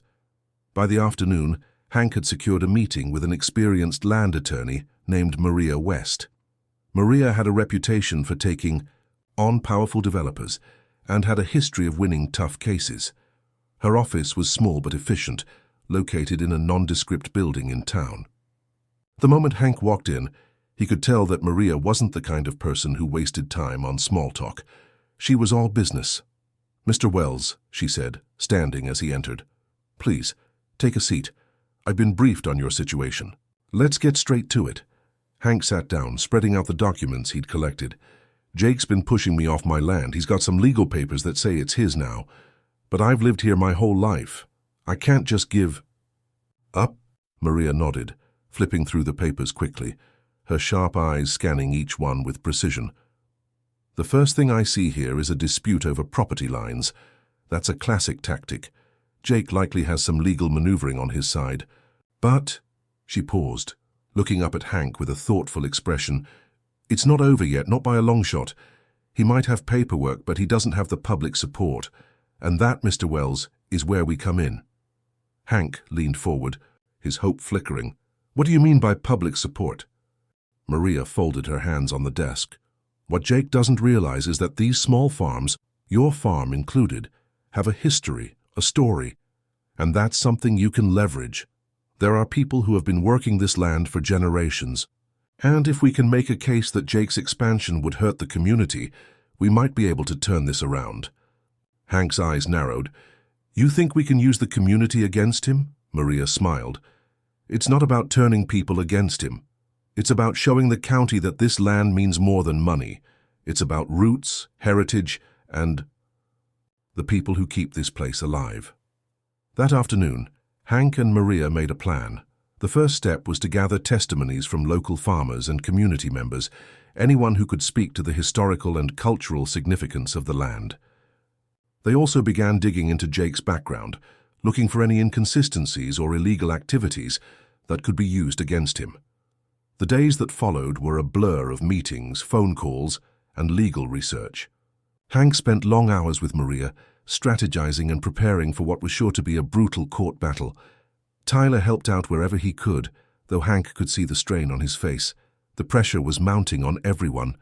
But despite all, the tension, something started to shift. Hank felt the fire within him reigniting. He wasn't just fighting for survival anymore. He was fighting for everything that mattered: his farm, his community, his dignity. And for the first time in a long time, he felt like he had a fighting chance. One evening, as Hank was standing in the field staring at the setting sun, he felt the weight of the years he had spent on this land. He had fought through so many battles, loss, hardship, grief, but this one felt different. It wasn't just about the land, it was about proving to himself and to everyone else that he wasn't just some overweight farmer who could be pushed around. The sound of a truck's engine broke him from his thoughts, and Hank turned to see Tyler pulling up. The young man stepped out, a grin on his face. "Got a minute?" Tyler asked. "For you?" "Always," Hank replied. Tyler walked over, holding up a folder. "Got something for you. Ben's been talking to some of the locals. There's more support than we thought." Hank's heart lifted. "Good. That's what we need." Tyler nodded. "We're not done yet, Hank, but we're getting closer, one step at a time." Hank looked out over the land, the cool evening breeze tugging at his jacket. "One step at a time," he echoed. The weeks that followed felt like a relentless storm. Hank found himself caught in a whirlwind of legal battles, meetings, and long days working the farm with Tyler. They were preparing for the fight of their lives, and with every passing day, the weight of it all pressed harder against Hank's shoulders. Maria, the lawyer, had been working tirelessly to build their case. She had gathered testimonies from neighboring farmers, community leaders, and even some local business owners who depended on the agricultural economy. Every person was a small piece of the puzzle, but collectively they painted a picture of the land's deep-rooted significance. Jake's corporate-backed push to seize the property wasn't just an attack on Hank, it was an attack on the whole community. But despite the mounting support, Hank couldn't shake the nagging feeling that Jake would stop at nothing to get what he wanted. The man had power and resources, and Hank had the feeling he wasn't done making threats. Hank had learned that when it came to people like Jake, they didn't just take what they wanted legally. They used fear, intimidation, and brute force to bend others to their will. One chilly morning, as Hank and Tyler were working in the barn, Hank heard the roar of motorcycles in the distance. The unmistakable growl of engines reverberated across the fields, and Hank's heart sank. He knew exactly who it was. Tyler noticed the shift in Hank's expression and looked up. "It's them, isn't it?" "Yeah," Hank muttered, his voice tight. "Jake's boys, I knew it wouldn't be long." The sound of the bikes grew louder as the riders approached, their engines rumbling with a sense of purpose. Hank and Tyler stepped outside to face them. Jake's crew wasn't just a group of rowdy bikers. They were part of a larger network, a group of tough, intimidating men who worked for Jake in a variety of ways. They weren't just here for intimidation. They were here to make sure Hank got the message loud and clear. As the bikers dismounted, Hank squared his shoulders, trying not to show the tension that coiled in his gut. Jake wasn't with them this time, but it was clear the message was just as potent. "You've got a problem, old man," one of the bikers said, stepping forward. His face was hidden behind dark sunglasses, but his sneer was unmistakable. "Jake's getting tired of waiting." Hank stood firm, refusing to show any sign of weakness. "You tell Jake I'm not going anywhere. This is my land, and I'll fight for it until the end." The biker laughed, a harsh, grating sound. "You're a stubborn one. That's fine. Jake doesn't mind a little fight, but you should know he's got people everywhere. You're not going to win this." Hank's mind raced. He'd heard rumors about Jake's connections, about the pressure he could put on local officials, and about the dirty tactics he was willing to use. But hearing it from one of his men made it feel all the more real. Jake wasn't just trying to take the land, he was trying to break Hank mentally and physically. "Is that a threat?" Hank asked, his voice cold. "Tell Jake I'm not afraid of him or his goons. You're wasting your time here." The biker took a step forward, his boots crunching on the gravel. "Oh, you'll change your tune soon enough," he growled before turning to leave. "Just remember, Hank, Jake's not playing around." The group of bikers revved their engines and sped off, leaving a cloud of dust in their wake. Hank stood still for a moment, the adrenaline surging through him. He could feel the weight of the threat lingering in the air. Jake wasn't going to stop. He was going to push harder and harder until Hank had nothing left. Tyler stepped up beside him, his jaw clenched. "We can't just sit around and wait for them to show up again. We need to be ready." Hank nodded, his mind already whirling. "Yeah, we'll get ready. We can't let them intimidate us, but we need to keep our heads clear and stay focused." Later that day, Hank met with Maria to discuss their next steps. They were scheduled for a hearing in a few weeks, but Hank knew that Jake would do everything in his power to make sure it never got that far. He needed more than just legal arguments. He needed a plan that would expose Jake for the manipulative, dangerous man he was. "I've been thinking," Hank said, as he sat down across from Maria in her office. "Jake's got the money, the power, and the lawyers, but he doesn't have the community on his side. We need to make sure the whole town knows what he's trying to do." Maria leaned back in her chair, steepling her fingers. "That's a solid approach, Hank. The more people see Jake for what he really is, the harder it will be for him to pull this off." Hank's eyes narrowed with determination. "If we make this public, really get the word out, maybe we can turn the tide. I'm not just fighting for my farm anymore. I'm fighting for everyone who's been pushed around by people like Jake." Maria nodded, a rare smile flickering across her face. "I like the way you're thinking. We'll organize a town meeting. Get as many people as we can to show up. We'll also need to gather some evidence of Jake's dealings, anything that shows he's been manipulating the system." That evening, Hank stood at the edge of his property, looking out over the fields. The wind was sharp, but the air smelled like rain, a reminder that even in the darkest moments, change was coming. Tyler came up behind him, carrying a couple of chairs. "We'll get through this, Hank," he said quietly, setting the chairs down next to him. Hank turned and smiled at the young man. "You know, I don't know what I'd do without you." Tyler shrugged. "You'd do what you always do, Hank. You'd fight." And that's exactly what Hank was going to do. He wasn't just fighting for a piece of land. He was fighting for a future where people like Jake couldn't take what they wanted. no matter how much power they had. As the sun set behind the mountains, Hank made a silent vow. He wasn't going down without a fight. And he would make sure that everyone knew that. The days were growing shorter, but Hank had never felt more alive. It was as if the fight for his land, his legacy, had awakened something deep inside him that had long been dormant. Every morning, the weight of the battle seemed lighter, and every evening he knew he was one step closer to winning. The town hall meeting that Maria had suggested had been scheduled for that Friday. Hank had no illusions about how difficult it would be to bring everyone together, but with the increasing support from local farmers, families, and even small business owners, he had a glimmer of hope. The night before the meeting, Hank and Tyler worked late, putting up flyers around town and calling anyone who might have missed the word. "We need every voice we can get," Hank had told him, "even if they're just showing up to listen." Tyler, ever the optimist, had no problem with the task. "If we can get people talking, they'll understand. The truth always comes out." That night, Hank barely slept. He tossed and turned in bed, his mind racing with scenarios. What Jake might try next, how he could present his case, whether the people of the town would really stand with him or crumble under Jake's pressure. The bikers' threats still echoed in his mind, but this time they didn't scare him as much. He knew he couldn't fight them with fists. It would take something stronger, something much harder to break than bones. Friday arrived, and by late afternoon, the small town hall building was filled with people. Hank had been surprised at how many had shown up, considering the cold weather and the busy work schedules that most of them had. It was a reminder of just how much this fight meant to the community. Hank arrived early, standing at the back of the room as people filtered in. Maria was there already, going over her notes and preparing her arguments. There were a few people Hank recognized: farmers, small-town business owners, even the local diner's waitress who had been a constant presence in his life. But among the crowd, Hank spotted someone he hadn't expected: Jake's lawyer, a slick-haired man in a sharp suit. He stood by the front, arms crossed, his eyes scanning the room. Hank's heart tightened.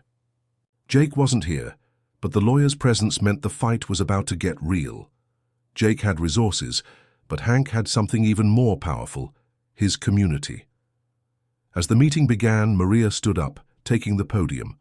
The murmur of conversation faded as she spoke. "Thank you all for coming tonight," she said, her voice calm but firm.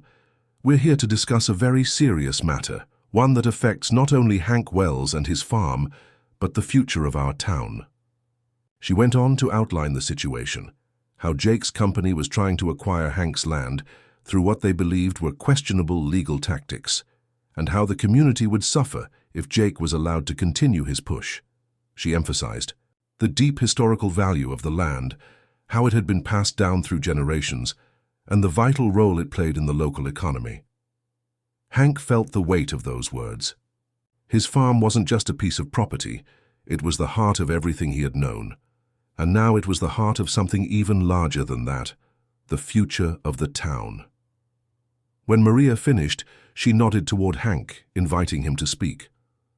Hank stood, feeling the eyes of everyone in the room on him. He cleared his throat and looked out at the crowd. For a moment, he hesitated. He was just a farmer, an overweight, middle-aged man standing before a room full of people who didn't need to listen to him. But as he stood there, something shifted.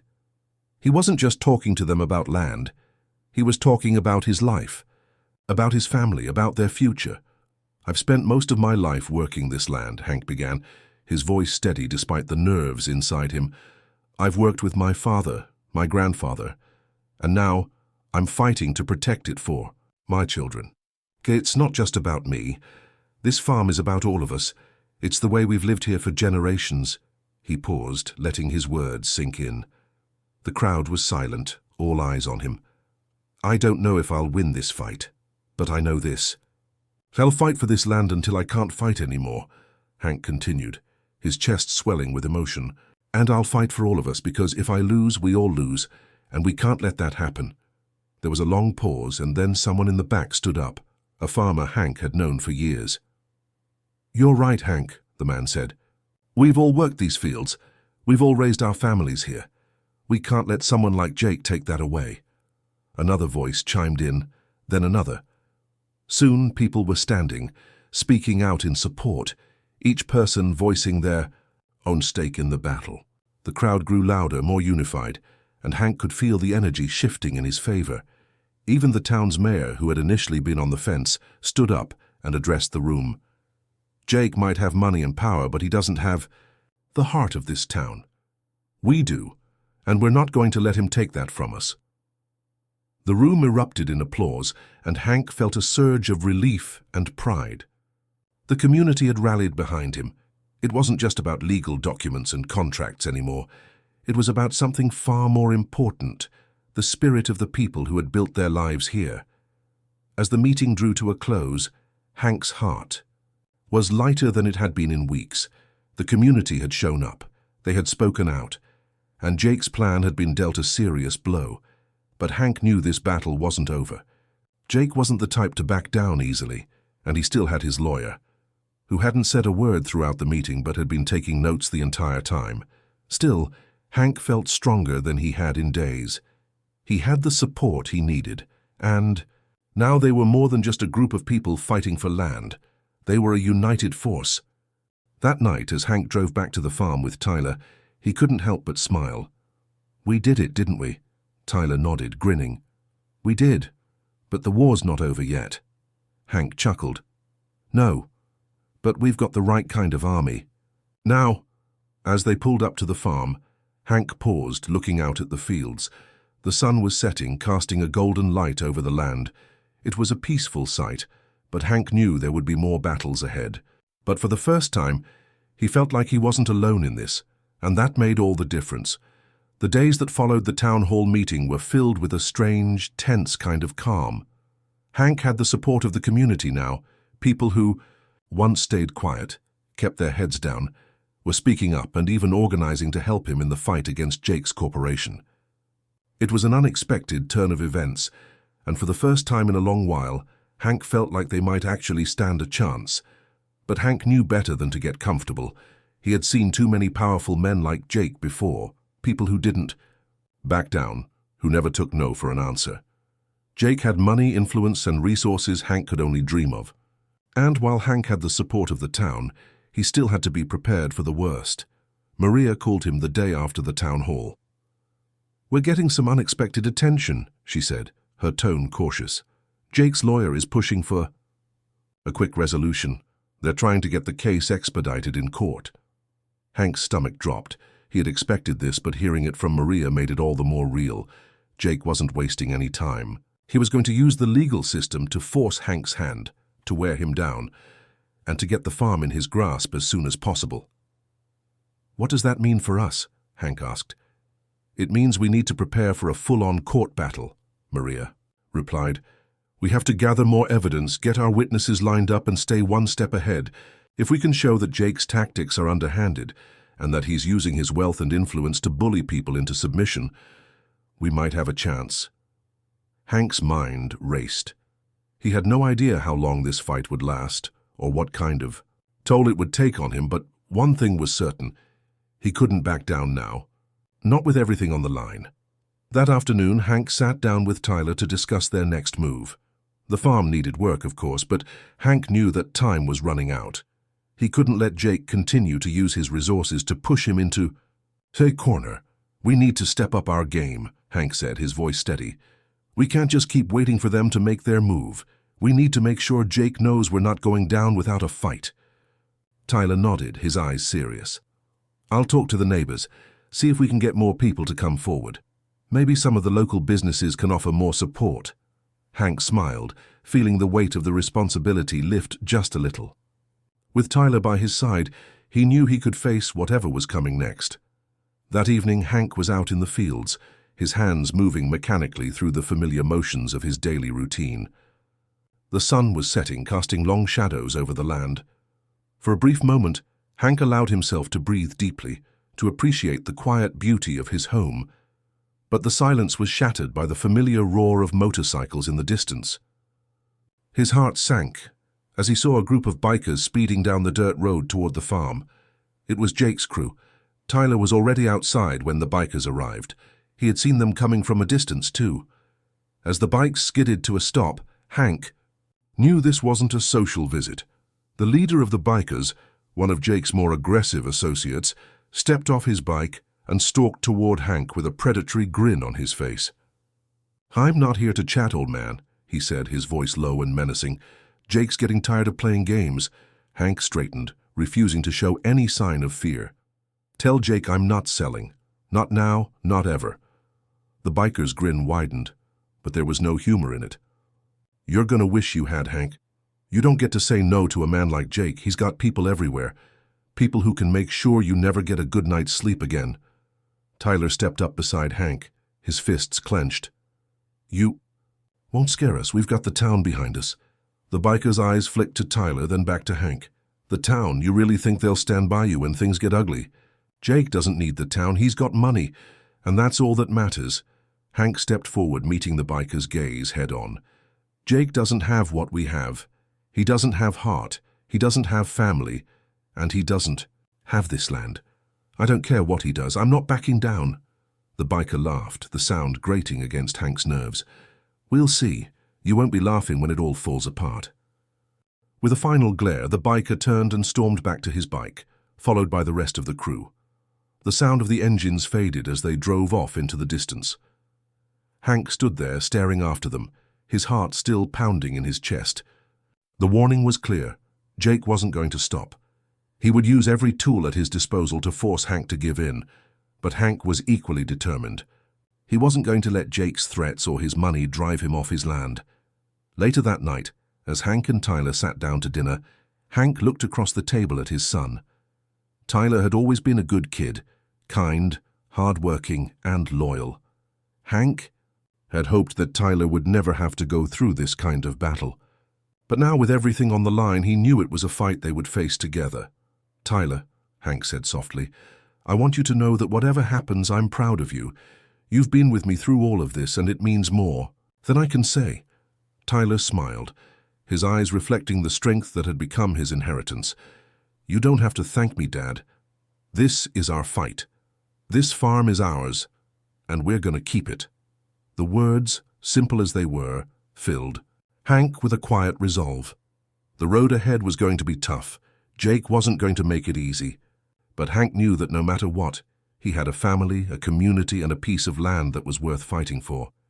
And he wasn't going to let anyone take that from him. The next morning, Hank got a call from Maria. "I've got some good news. And some bad news," she said. "The good news is that we've got more witnesses lined up. The bad news is that Jake's lawyer has filed for a restraining order. They're trying to force you off your property." Hank's heart dropped.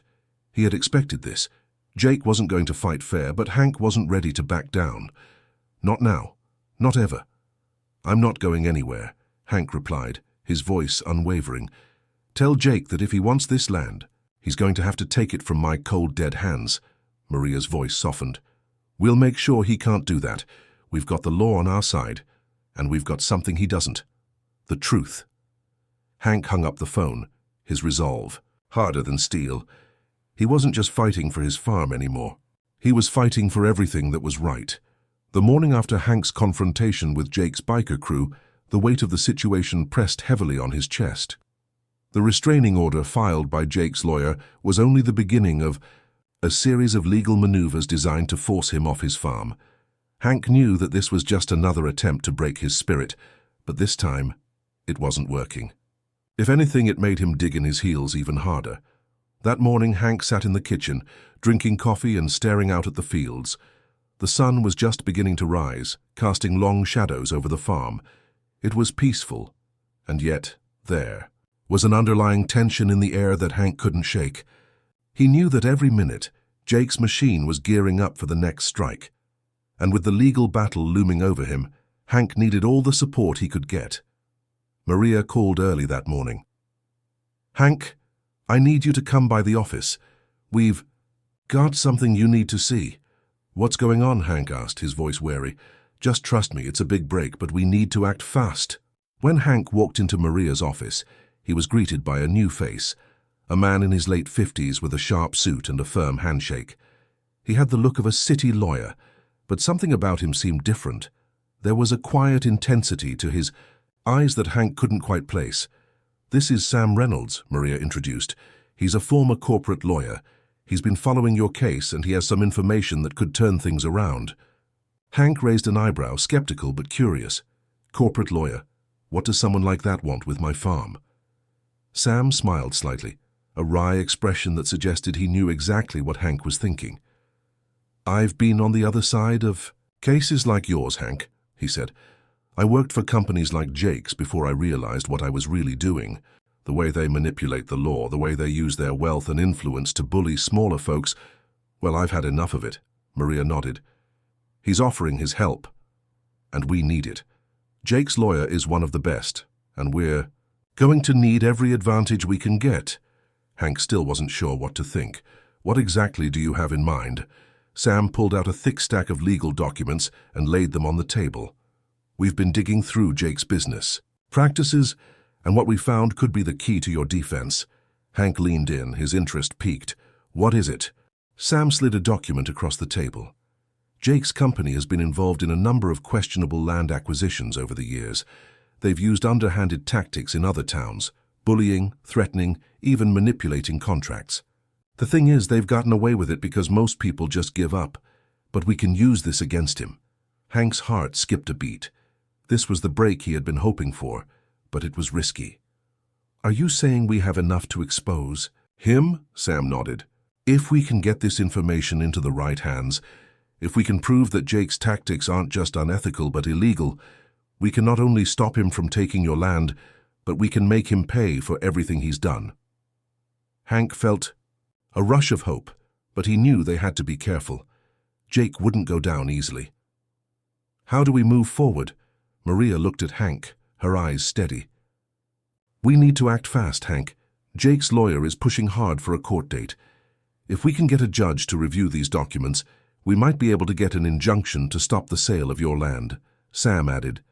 "But we have to be careful. If Jake catches wind of this, he'll do everything he can to discredit us. We can't let him see us coming." Hank rubbed his chin thoughtfully. This was their best shot. "All right, let's do it. We expose Jake for what he is and we fight."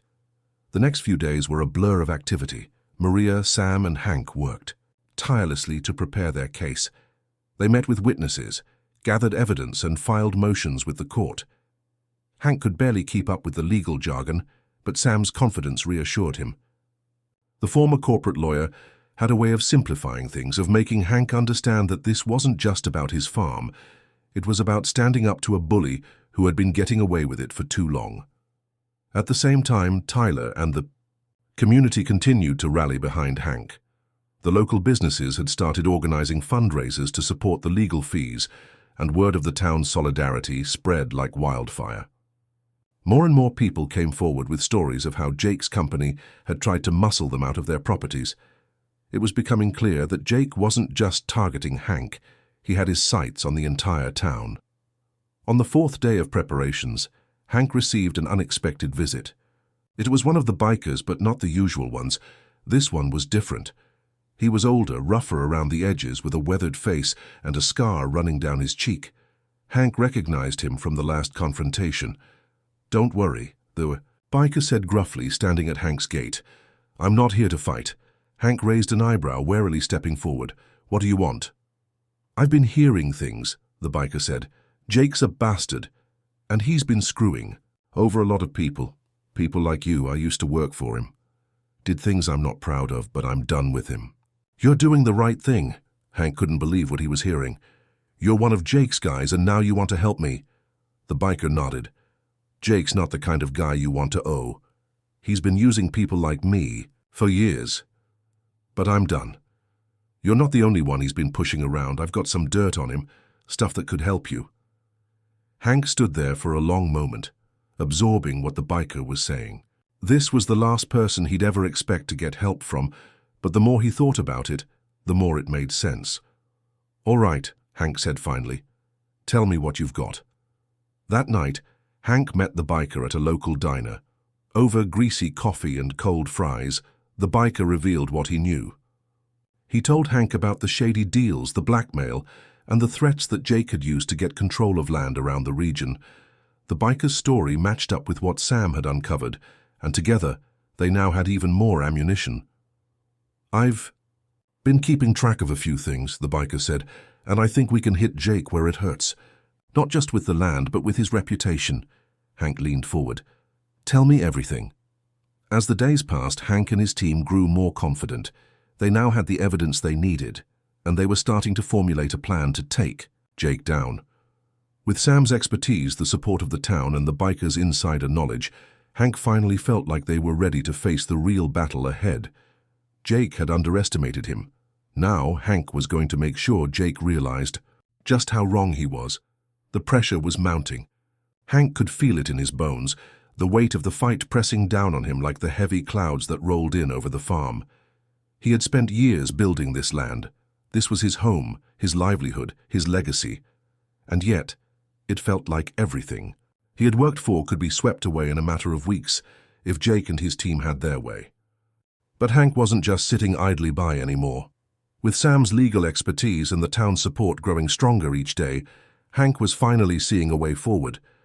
The biker's insider information had given him the ammunition he needed to turn the tables on Jake, and the local businesses had rallied together to fund the legal battle.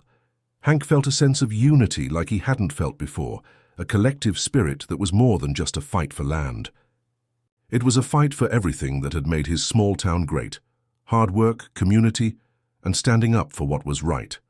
That morning, Hank sat in the living room, going over the latest legal documents Sam had filed. The tension was palpable.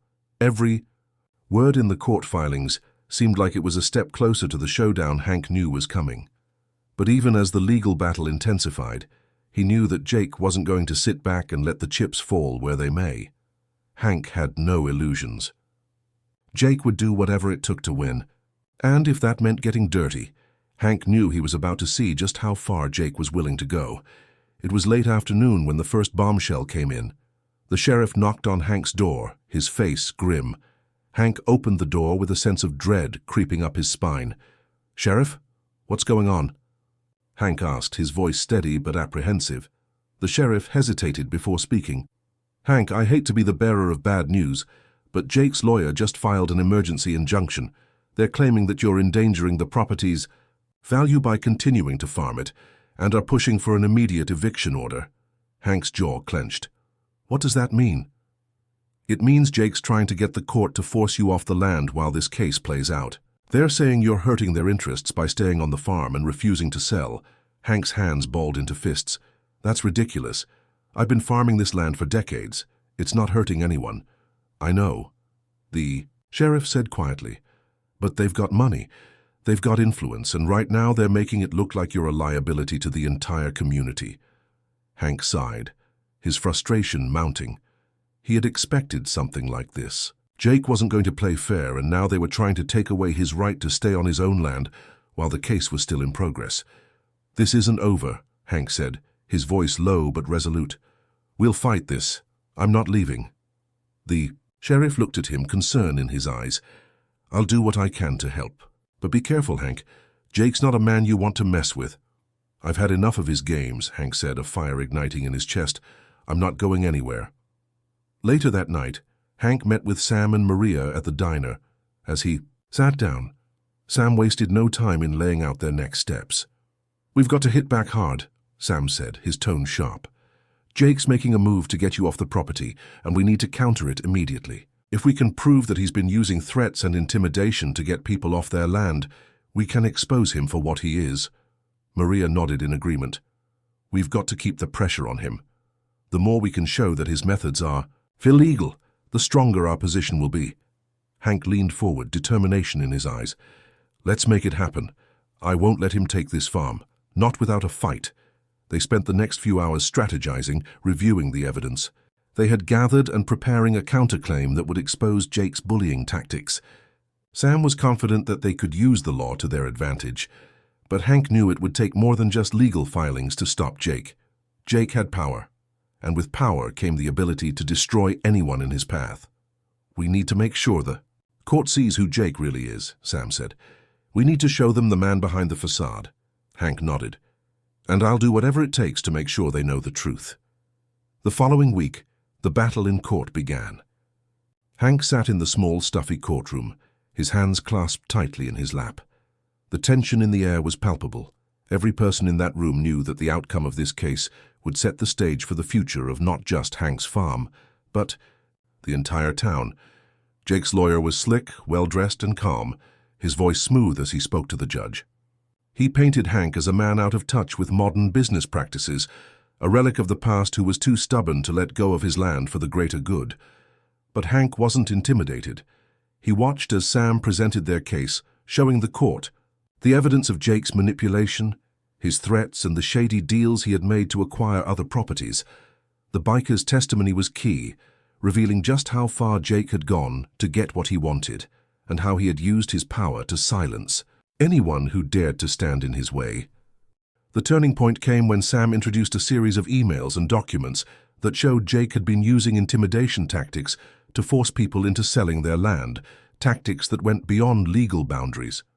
Jake had been operating with complete disregard for the law, and it was beginning to show in the courtroom. But just when Hank thought they were getting the upper hand, Jake's lawyer made a surprising move. He called in one of the town's most influential businessmen to testify in Jake's defense, someone Hank knew well. Frank Dwyer, the owner of the largest real estate agency in the area, stepped up to the witness stand. Frank was a familiar face in town, smooth-talking, well-connected, and known for his financial acumen. But Hank had always known Frank wasn't someone to trust.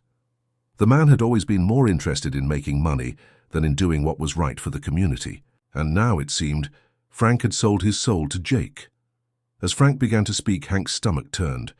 Frank painted Hank as an irresponsible farmer, someone who was stubbornly holding on to outdated practices and was standing in the way of progress. Hank's gut twisted as he listened to Frank's words, but he knew he couldn't let it get to him. He stood up, interrupting the testimony.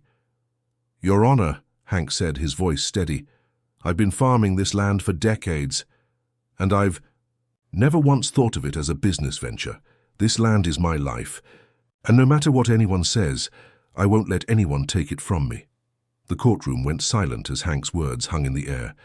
For a moment it felt like the weight of the world was on his shoulders, but he stood tall, meeting Frank's eyes, showing the court that he wasn't backing down. The days in court had started to blur together. Hank had barely slept, spending most nights reviewing legal documents, preparing his case, and trying to push the nagging doubts from his mind. Every time he thought they had Jake on the ropes, a new twist seemed to appear. The more Hank learned about Jake's manipulations, the more it became clear that this wasn't just a fight for land. It was a fight for survival. Frank's testimony had shaken Hank more than he cared to admit. The smooth businessman's words had cut deep, painting Hank as a man out of touch with the modern world. He had tried to shake Hank's resolve, tried to make him question everything he had worked for. But Hank wasn't so easily swayed. As the court session ended that day, Hank walked out with Sam and Maria by his side. The day's proceedings had taken their toll. Hank's shoulders were heavy, his thoughts scattered, but there was still a fire burning in his chest. Jake might have the money and the influence, but Hank had something that couldn't be bought: determination. "You held up well today," Maria said, her voice soft but full of respect. Hank nodded, though he couldn't shake the unease he felt. Frank's testimony had been convincing, and Hank could tell that the judge was taking it seriously. But Hank wasn't about to let that stop him. He had come this far and he wasn't going to back down now. "Thanks, Maria," Hank replied, "but we've still got a long way to go." They stepped outside the courthouse into the bright afternoon light. The air was thick with humidity, and Hank could feel the weight of the summer heat pressing down on him. It was a stark contrast to the cool, air-conditioned courtroom, but it grounded him in a way that was oddly comforting. This was his world, sweaty, tough, and real. The parking lot was nearly empty, and as Hank walked toward his truck, he caught sight of a familiar figure. The biker, the one who had reached out to help him, was leaning against the hood of a motorcycle, his worn leather jacket flapping gently in the breeze. "Hey, Hank," the biker called out, his gruff voice breaking through Hank's thoughts. Hank stopped in his tracks, surprised to see him there. "What are you doing here?" he asked, a bit skeptical but still grateful for the man's help. "I'm here to make sure you're not alone in this," the biker said, his eyes hard but with a glimmer of something unexpected, A sense of loyalty, maybe. Jake's got a lot of people working for him, but he's not the only one with power. People like me, we know what it's like to be pushed around. Hank raised an eyebrow. You really think you can help? The biker grinned, though it wasn't a smile of mockery. It was something deeper, more sincere. I've got connections, Hank. I've seen how Jake works, and I know how to make him sweat. Before Hank could respond, the biker motioned for him to follow. Come with me, he said. I've got something that could turn the tide in your favor. The biker led Hank to a nearby diner on the outskirts of town. The place was quiet, with only a few locals chatting over their coffee, but Hank felt a sense of anticipation in the air. The biker led Hank to a corner booth where another man sat, man who seemed even more out of place than the biker himself. He was in his mid-40s, clean-shaven, wearing a faded t-shirt and jeans. He looked more like someone who belonged on the other side of the law than in a town like this. Sit down, the biker urged, gesturing for Hank to take a seat. Hank was cautious, but sat down anyway. Who's this? This is Charlie, the biker said. He's been tracking Jake's money for a while now. If anyone knows how Jake's been laundering his profits, it's him. Charlie didn't waste time with pleasantries. Jake's got a lot of things hidden, Hank, but his biggest mistake. Thinking he could outsmart the people he's been stepping on for years. Hank listened closely, his heart pounding in his chest. This was it. If they could dig into Jake's finances, expose where his money was coming from, they might just have the evidence they needed to break the case wide open. Charlie slid a folder across the table. I've been working on this for months. You're not the only one Jake's been hurting. He's been making deals with some of the wealthiest people in the state, deals that don't add up. It's all about power, control, and money. Hank's hands shook as he opened the folder. Inside were copies of bank statements, property deals, and a trail of shady transactions that led straight back to Jake. He couldn't believe what he was seeing. Jake had been using his position to manipulate land deals, siphon off money, and conceal his illegal activities behind closed doors. Where did you get this? Hank asked, his voice a mixture of disbelief and gratitude. Charlie leaned back, his expression unreadable. I've got my ways. The thing is, Jake never thought anyone would bother to look, but now you've got people who are willing to stand up to him. Hank nodded slowly, his mind racing. This is the breakthrough we needed. The biker placed a hand on Hank's shoulder. Jake's not going to go down easy, but with this, you've got a fighting chance. That night, Hank stayed up late reviewing the documents Charlie had given him. Every page felt like another piece of the puzzle falling into place. He couldn't help but think about the journey that had brought him here. How? Just a few months. Tagohi had been a quiet farmer, focused only on his crops and his animals. Now he was in the middle of a battle that could determine the future of the farm, his family, and his community. As the clock ticked toward midnight, Hank finally closed the folder and leaned back in his chair. For the first time in a long time, he felt like they were winning. Jake's empire was built on lies, and Hank had the truth in his hands. He picked up his phone and dialed Maria. It's time, he said when she answered. Maria's voice was calm, but Hank could hear the excitement in her tone. You've got it? I've got everything we need, Hank said, his voice steady. We're going to take Jake down. The morning sun crept through the blinds of Hank's bedroom, casting a soft golden light over the cluttered room. It was a new day, but it didn't feel like one. Today wasn't about tending to the land or getting the crops in order. It was about a battle that would define everything Hank had worked for. For the first time in weeks, Hank didn't feel the weight of exhaustion pressing down on him. No. Today he felt something different, a sense of purpose, of clarity. This was it. Today was the day the fight for his land would either end in victory or defeat. He sat at the kitchen table, the evidence Charlie had gathered spread out before him, like a map to victory. The pages were filled with incriminating details, hidden bank accounts, off-the-books transactions, and questionable land deals that could unravel Jake's empire. Hank had already shared it with Sam, and they had prepared their strategy. Now it was time to execute. He dialed Sam's number. You ready? You. Hank asked, his voice steady but carrying the weight of what was about to come. Ready as I'll ever be, Sam replied. I'll be at the courthouse in an hour. We've got this, Hank. Hank took a deep breath. Let's bring this son of a gun down. When Hank arrived at the courthouse, the tension in the air was almost suffocating. The building, usually so calm, now felt like the stage for a final showdown. Inside, the courtroom was filled with people, townsfolk, journalists, and the usual crowd that followed Jake's every move. But Hank wasn't worried about the crowd. He was focused on one thing: Jake. Jake sat near the front, his expensive suit looking out of place in the small-town courthouse. He was leaning back in his chair, smirking, as if he already knew the outcome. The arrogant gleam in his eyes was unmistakable. He didn't know Hank had the truth on his side, but he was about to. Sam was already there, speaking with the judge's clerk. He nodded at Hank as he approached, and Hank could see the fire in his eyes. Sam had been fighting alongside him every step of the way, and now it was all coming to a head. The courtroom. Doors slammed shut behind Hank, and the buzz of whispers faded into an eerie silence. Everyone turned as Hank walked down the aisle, his gait steady and purposeful. He was no longer just a farmer. He was a man standing up for his family, his land, and his future. He took his seat beside Sam, who gave him a nod of approval. The judge entered, and the room fell into complete silence. Judge Williams was a no-nonsense kind of person, someone who had seen his fair share of small-town drama, but even he could feel the weight of this case. He sat down, adjusted his glasses, and looked over at the opposing side, where Jake and his attorney sat. "Let's proceed," the judge said. Jake's lawyer, the same slick figure who had been so confident in their earlier arguments, stood first. He began his usual spiel, trying to paint Hank as a man out of touch with reality, a stubborn farmer who refused to see the bigger picture. But Hank wasn't listening.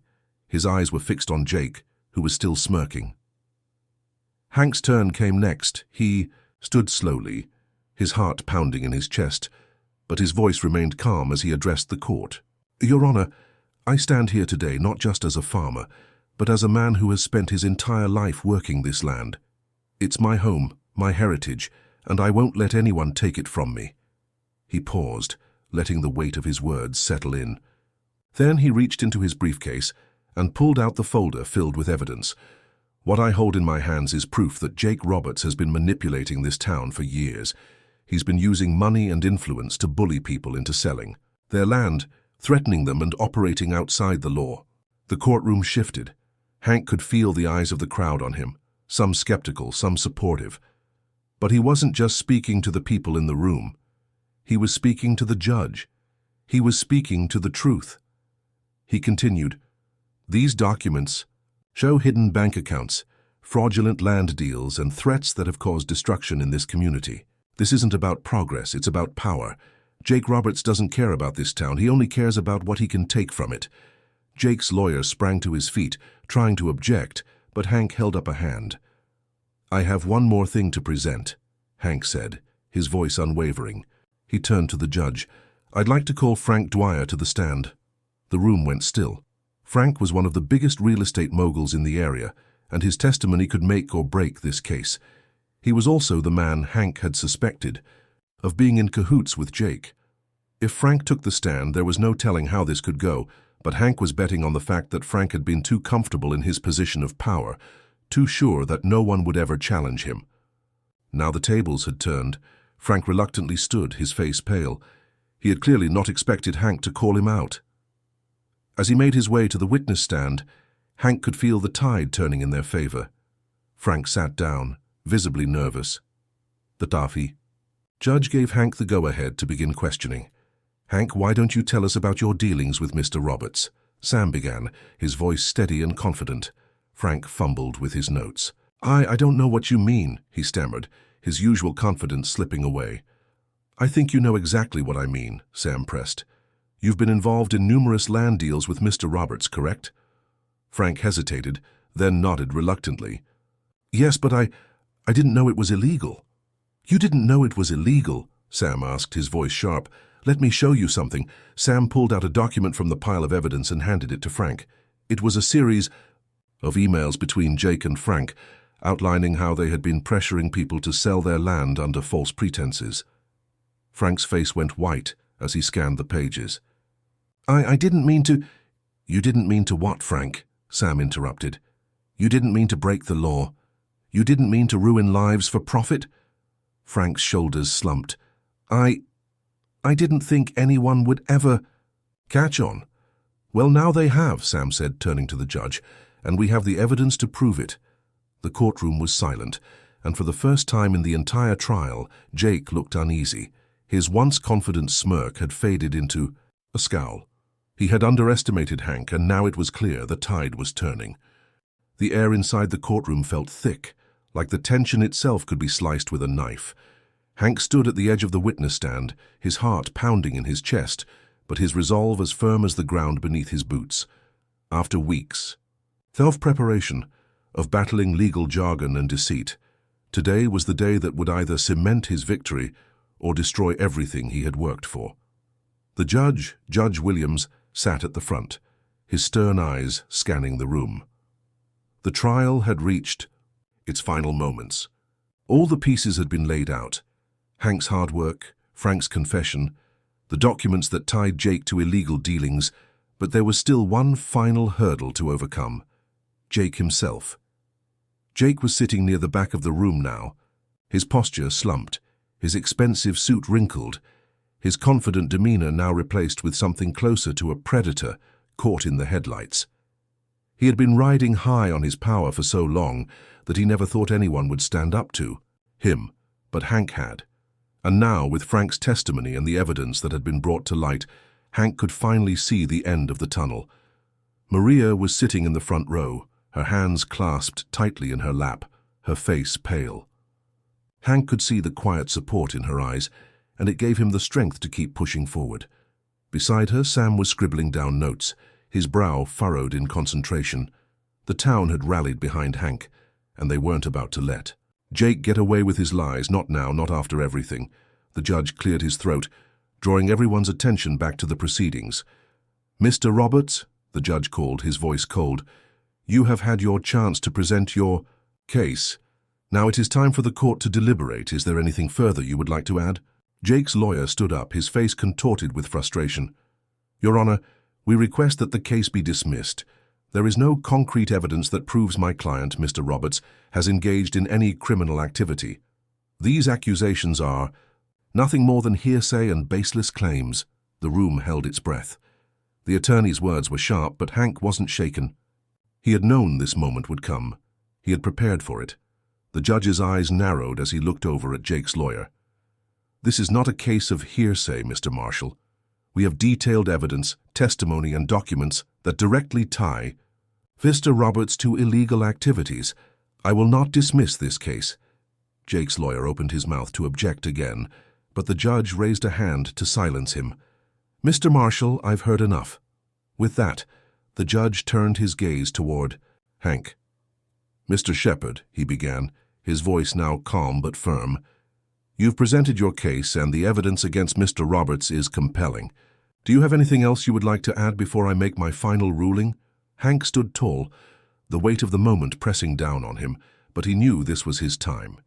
He had fought for this, bled for this, and he wasn't about to let Jake, someone who had never known the meaning of hard work, walk away unscathed. I just want to say one thing, Your Honor, Hank said, his voice steady but filled with emotion. This land is my family's legacy. It's where I grew up, where I learned to work with my hands, where my father and grandfather worked before me. I didn't ask for any of this, but I will fight for it with everything I have. No one has the right to take it away from me, no matter how much money they have. The room was silent. Hank's words hung in the air, and even Jake seemed to flinch, the arrogance in his eyes fading slightly. Hank's voice echoed with conviction, and for the first time the power in the courtroom shifted toward him. Judge Williams nodded, his gaze thoughtful.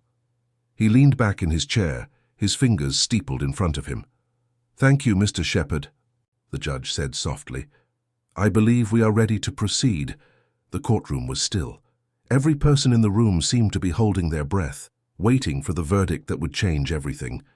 The air was thick with anticipation, and Hank could feel the weight of it pressing against his chest. He had done everything right, but now it was out of his hands.